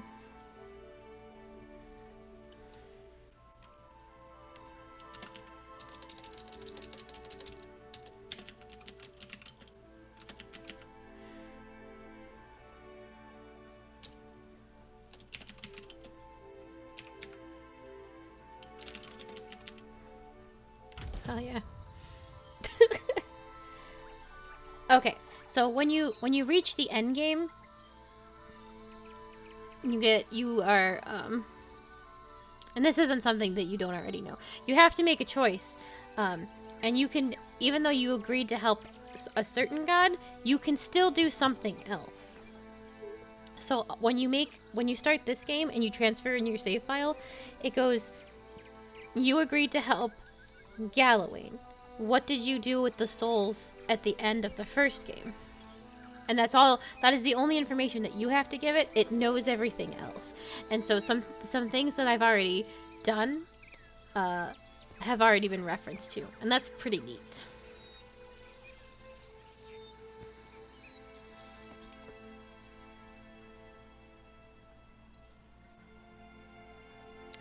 Bones crunch underfoot. Strewn across the sand are skeletons half buried in a wind-blown dunes or lying bleached and baking in the sun. Their corpses still wear and tattered remnants of their clothing, their packs tangled in their limbs. Worms circle like vultures high above you. You feel a tug at your leg. Mother Sharprock clings to your boots, staring at the dunes, then looks up at you. Her eyes are wide with fright. She fears this place. The sand here is strangely lively here. It dances as if caught in a breeze, but there is no wind to stir it. Several piles of grit rise above the dunes in suspiciously orderly mounds.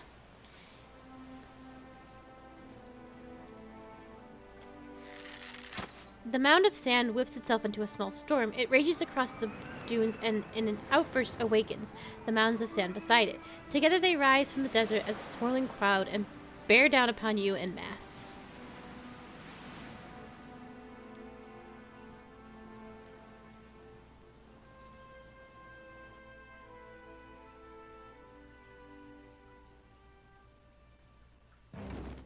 Aye. These uns are in for a walloping! Ha! Woof. Yes?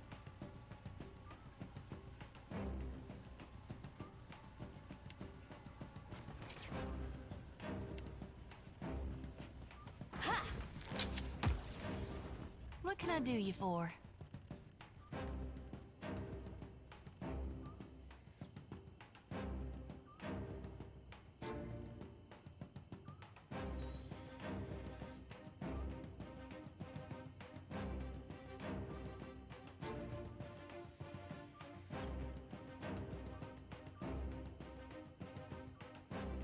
Oh no. I picked turn-based mode. You can still do real-time combat. You have an option. Love root be on sync.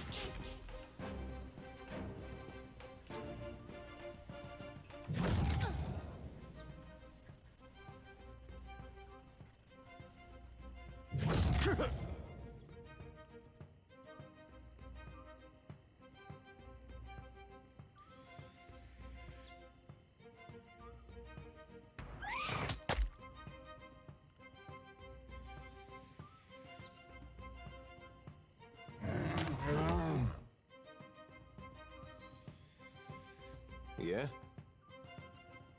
Stay behind me. Ahoy.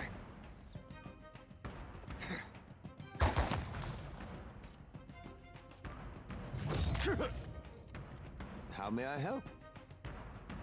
Yeah! I cannot whack him any harder!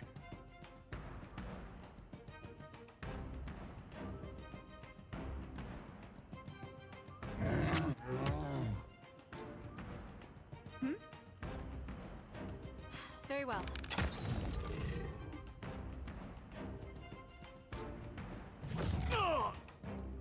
Hey. That'll teach you. What for, Cap? Aye, aye, Captain. Yeah?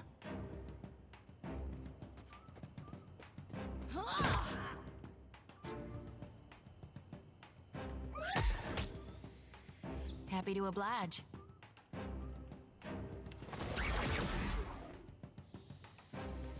Oh? They'll fall by my hand.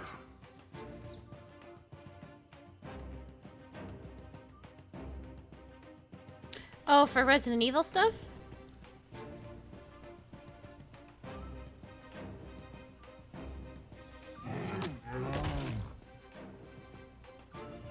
What can I do? As you wish. Captain.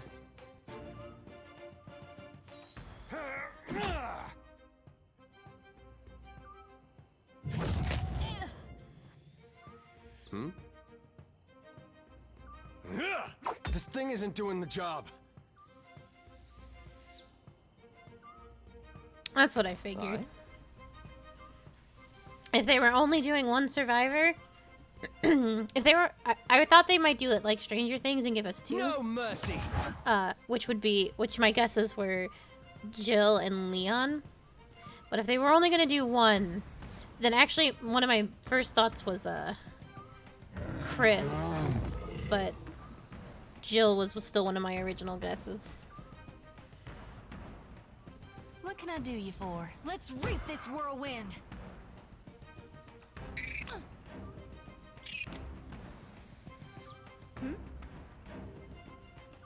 It's true. Ahoy. You missed! Yeah? May I be a candle in the night. Oh? Oh, indeed. What can I do you for?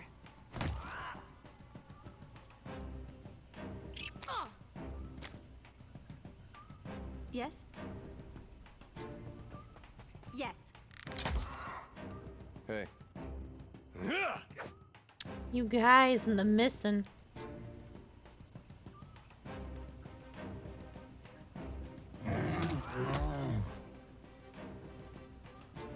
What for, Cap? Nightcap. I'll be chopping you to chum, chum. You didn't mean. Oh. Friendly fire. Aye. Hmm? Yeah.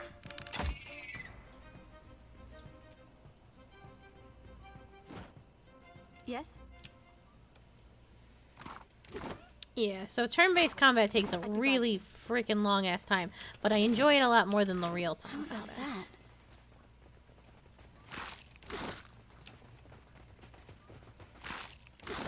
I just feel like I have a better handle on things.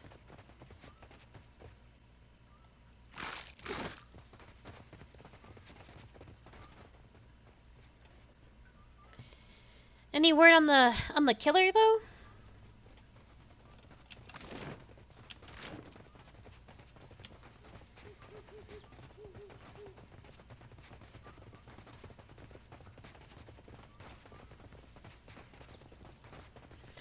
God, I'm praying. I'm on my knees praying for Wesker.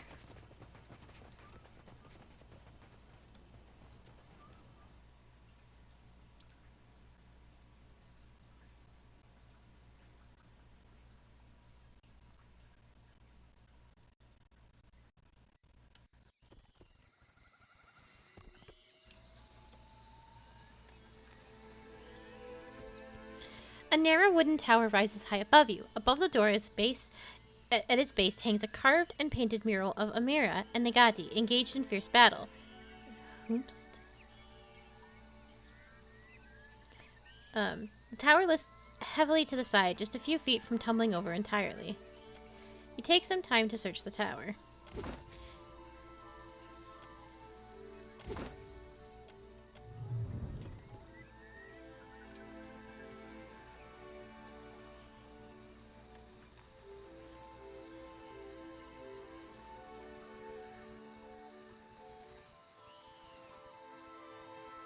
Can I go over these little rocks? Oh, I can. I love that for me.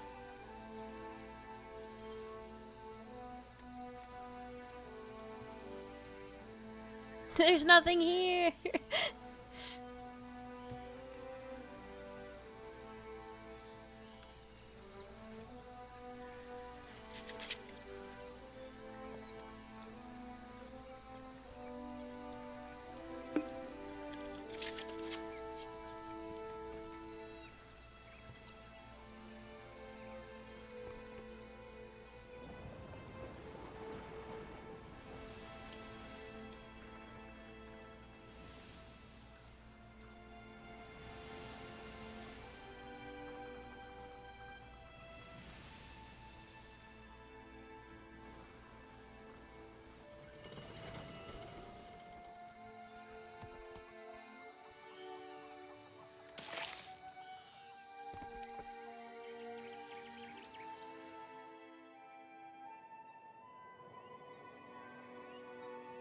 After hours spent wandering through the desert, you stumble into a lush oasis nestled against the base of a massive pyramid. You search for an entrance and finally spy one at the very top of a long staircase. It's a tough climb, but that doesn't stop you. Drenched in sweat, you finally enter the welcome shade of the room at the top of the pyramid.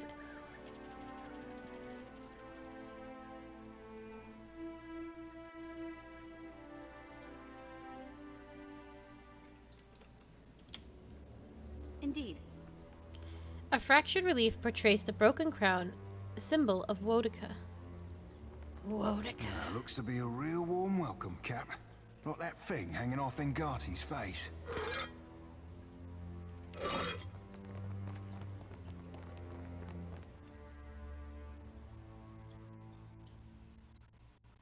Wodika. You hear that? Whispers in the darkness. Whispers from the grave. There'll be a whole lot of hostile down here, Cap. Be keeping a weather eye open. The translucent vision of an Orlan glows before you. At your approach, it shimmers. You are swallowed by a tide of bewilderment. As your mind strains towards the confused soul, the presence of other spirits begins to prick at the edge of your awareness. You sense their rage is directed not only at the bright soul, but at your intrusion. A rush of grisly images flash before you. Sadistic murders, violent torture, and worse. A din of spiteful whispers assault your mind as the depraved souls relive their gruesome crimes. They take glee in the terror of their victims. The confusion of the bright soul lessens, emboldened at your presence. It shines with a steady azure glow. The whispering souls retreat to the shadows. Your mind clears. You extend your perceptions to the bright soul, and it reaches out to you in turn. The world slips away. You wake with a start, unable to breathe. Someone covers your mouth with their hand, their grip so tight you can taste the salt in their sweat. You're hurled from your bed by three dark figures. They drag you screaming down the stairs and toss you into the road. You stumble to your feet and are only to be painfully thrown back. Taut rope bites at your flesh of your wrists. Murderer, accuses one. Betrayer, shouts another.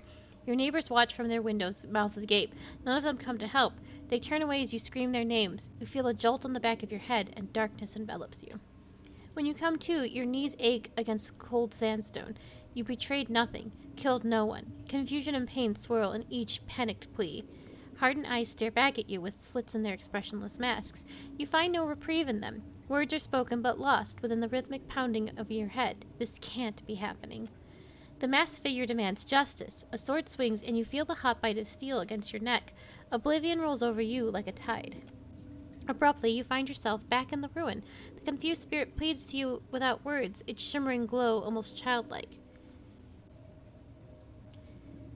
You were executed for a crime you didn't commit. It wasn't your fault. If you've seen what you need to see, Watcher, I'd like to fulfill my duty and reap this soul. Will you allow it? Jyoti raises her lantern eager. The light slices eerily across her face. With a rattling shake, the lantern otherworldly light flares and the soul is sucked inside. A hard shudder racks Jyoti forward and she moans, sweat beating on her brow. Jealous whispers turn with renewed malice. The guilt of the damned bears down upon you, an unholy chill that sinks into your bones, your very marrow, running cold as ice. Unnatural shadows dance in the darkness around you. Scallywags ho, Captain. Oh? Lava room beyond seek. What can I do? Yeah.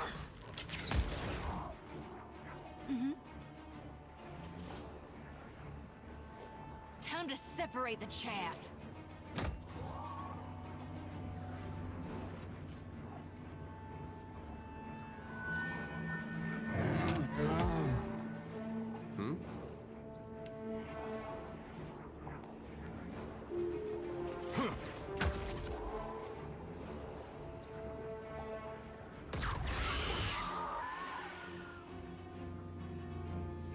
Captain.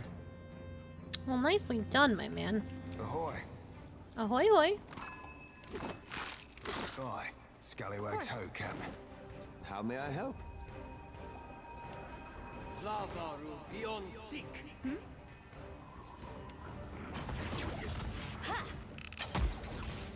Happy to oblige. Ho!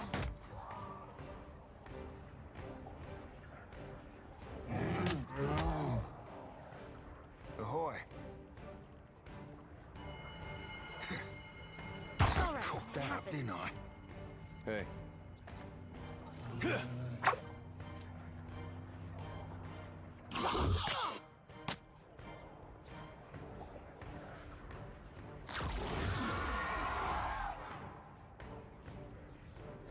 How may I help? How may I help? I? Indeed. Trouble. How may I help? Yeah? Lava room beyond seek. What can I do? Take this.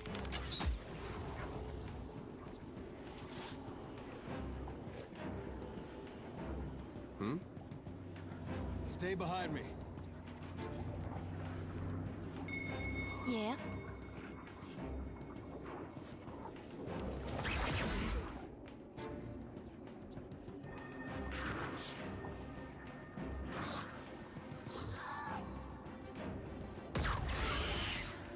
What for, Cap? Only takes a finger to blow her away.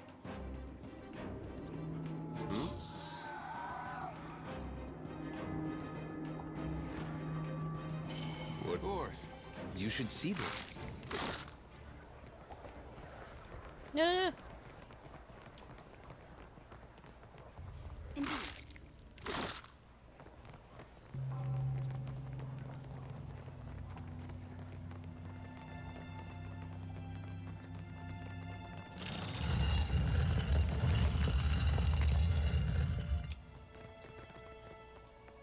Well, let's continue exploring. The door is stuck fast.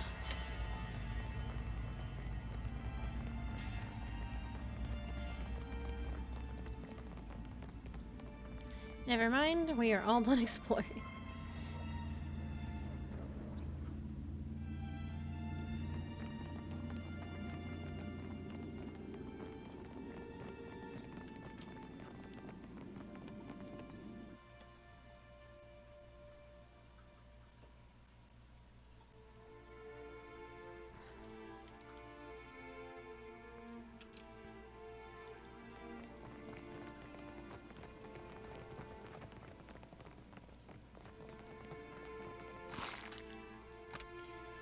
dangerous creatures have made this sacred place their home.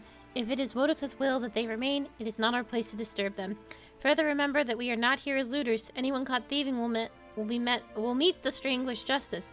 Let Cudwana's death be an example to you all. Inquisitor Lodwin. Looters will be strangled. I wonder who that sign's for. Watch out. Oh? Lavaru beyond seek. Hmm? Yeah. Yeah? Get threshed! Ugh.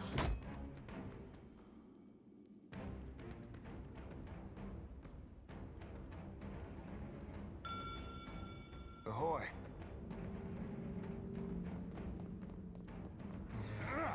Hit me again and I'll hit you back. Yeah? Stay behind me.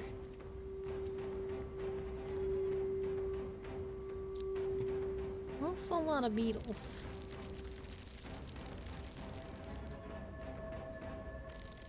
Oh, worm.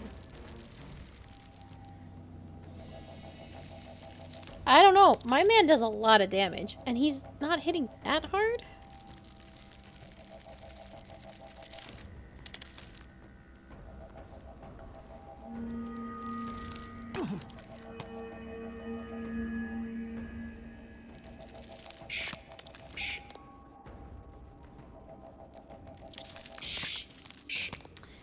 We'll see. He might just need a different gun. One that's not AoE based. Hmm?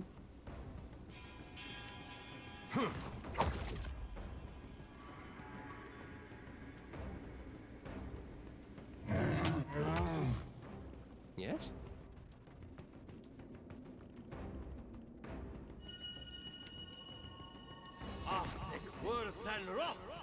Oh, I need to get the fuck out of there. Yes? This way, please. As you wish. What can I do you for? Smarts, don't it? Captain.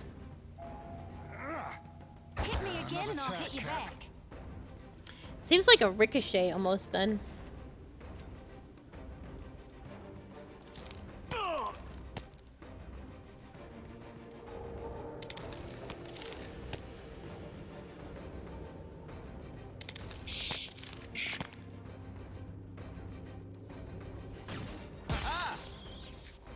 Jesus Christ. Yes? These uns are in for a walloping.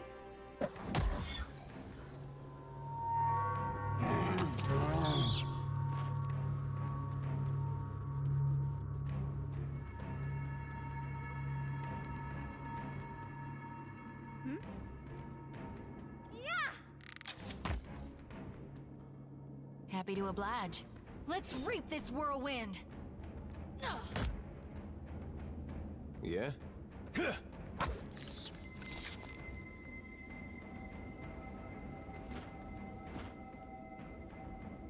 Hey. Uh-huh. Hey, watch it with that.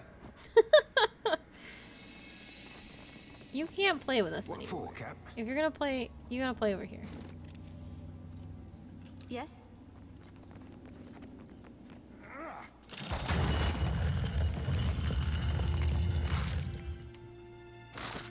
Ahoy.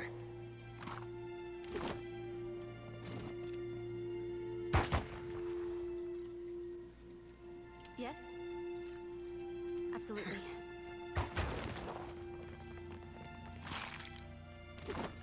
Hmm? But the sign said no looting. Not sure I can. You feel a soft breeze blowing through the crack in the stones above. Another cat! His name is Peter!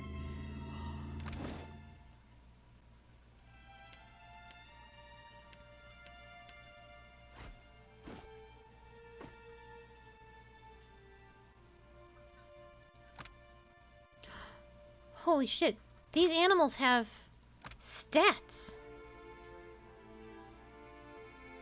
While Gausha is following you around, you receive a bonus to perception, and enemy weapon attacks are less likely to crit against your party. While Peter is following your party around, your area of effect attacks deal more damage, and all party members receive a bonus to the size of the area of effect attacks.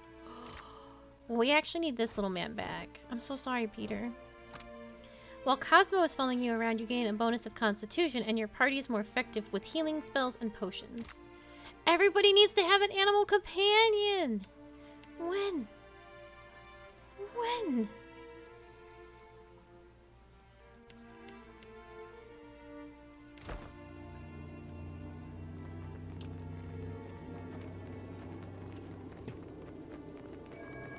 God, you'd be careful. Oh? Too late. Lavaru beyond seek. Hey. Yes? Take this! Aha! Mm-hmm. Get threshed! Teddy, no! He didn't make it! Oh, Teddy, you're not gonna make it. Yeah?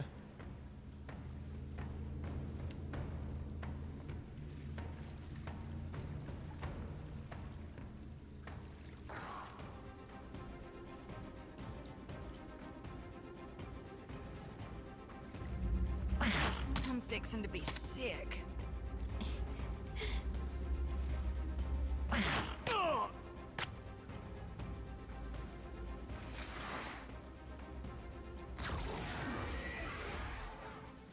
Yeah? Captain? I'll be cleaving it to the brisket.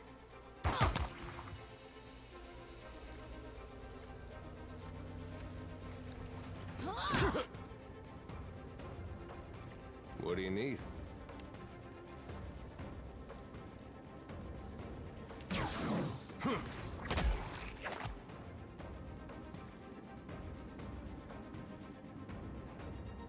Daddy.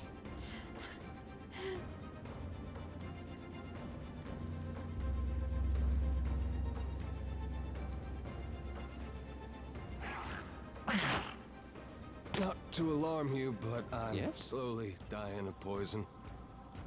I think you're gonna be fine. They'll fall by my hand.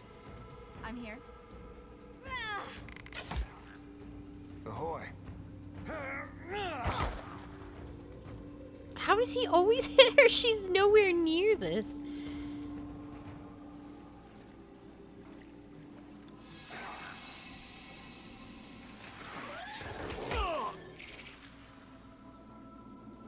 Teddy, you're gonna make it someday.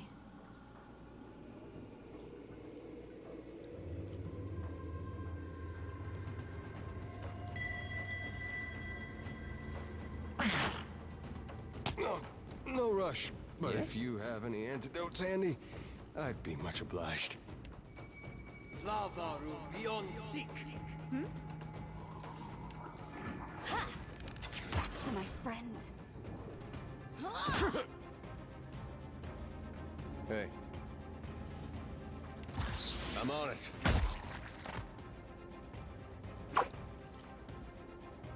What for, Cap?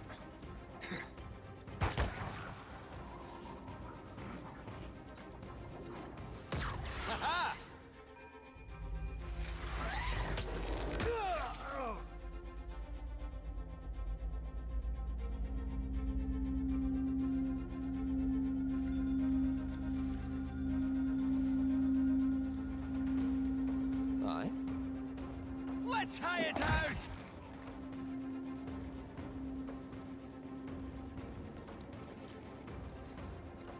I'm here.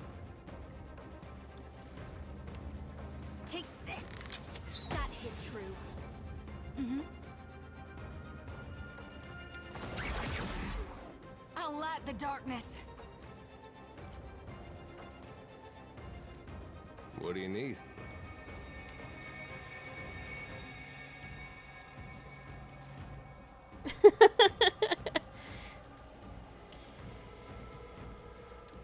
My friend who got me these games was telling me that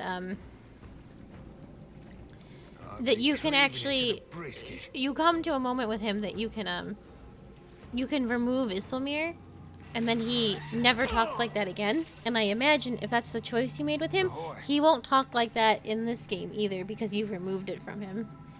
I just love this, the crazy Scottish woman. I would never take that away from him. Me and you are about to mix. Yeah?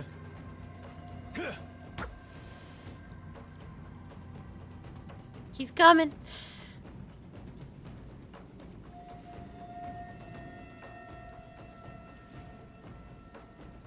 Oh?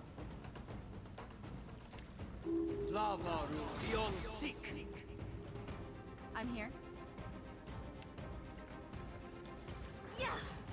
That's for my friends. Yeah.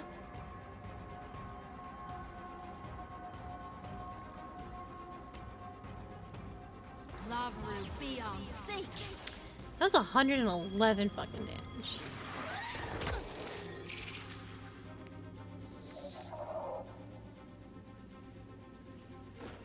You almost had it, Teddy. Hmm?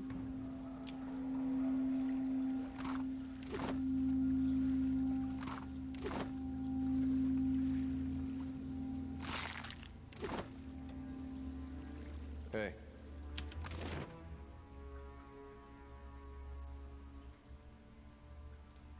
Of course.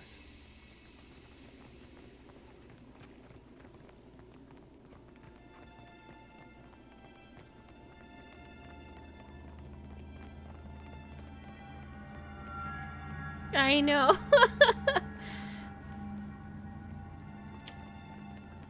Look there.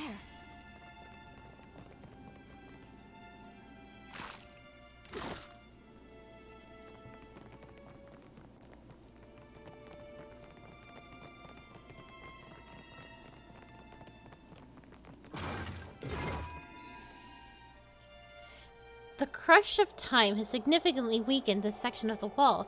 You feel a slight breeze coming through the cracks between the stone. You suspect that the wall will come right down with a little bit of force. Edir charges into the wall, but it doesn't budge.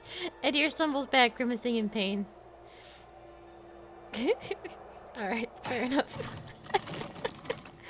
You start to put leverage on the pry bar and the wall begins to tremble. If you continue, there will be no way to get out of the way without collapsing the wall on yourself.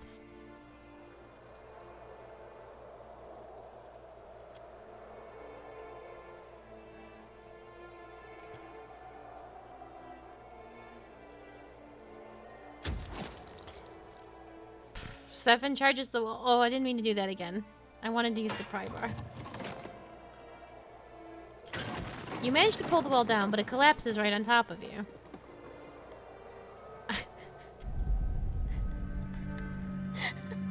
I've done unspeakable damage to everybody in my party. I got it.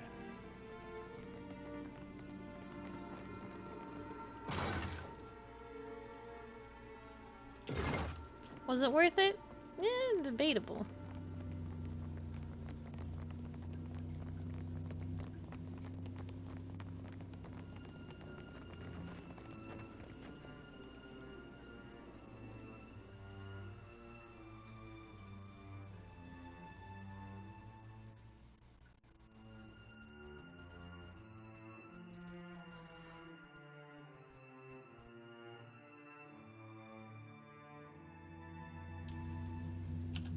Well, I would love to continue exploring this this map, but we are of time, so we'll finish pillaging Woduka's temple Tuesday. Tuesday at 2 p.m. No, I'm sorry, Tuesday at 6 p.m. EST. Actually, so tomorrow's going to be a little bit different. I usually start with a game of a random game on Fridays at 2 p.m. EST, but I will actually be going later because that is more convenient for the people that I will be playing with at 7 p.m. EST, and I will be playing Among Us. For me, it will be the very first time, so I suspect I will die a lot and not kill anybody, despite my very best efforts. So, So I will make a notice of that in the Discord and on my Twitter, which you can find in my about page, to remind everyone that the tomorrow's stream will be much later than usual, but only that one time. Thank you so. This music is crazy. Thank you so very much for being here. I appreciate it so very much. As usual, Saturdays and Sundays are my Final Fantasy XIV streams, but if you are looking for more Pillars of Eternity or Phoenix Wright, those are on Tuesdays, Wednesdays, and Thursdays at 2 p.m. and 6 p.m. respectively. Thank you so much again for being here. I am enjoying this game despite how lackluster I am on the story. I am really excited to see where it goes, and I do enjoy those gods so very much, even though they were huge assholes. So I hope you continue to be with me on this journey. I will see you soon. Goodbye.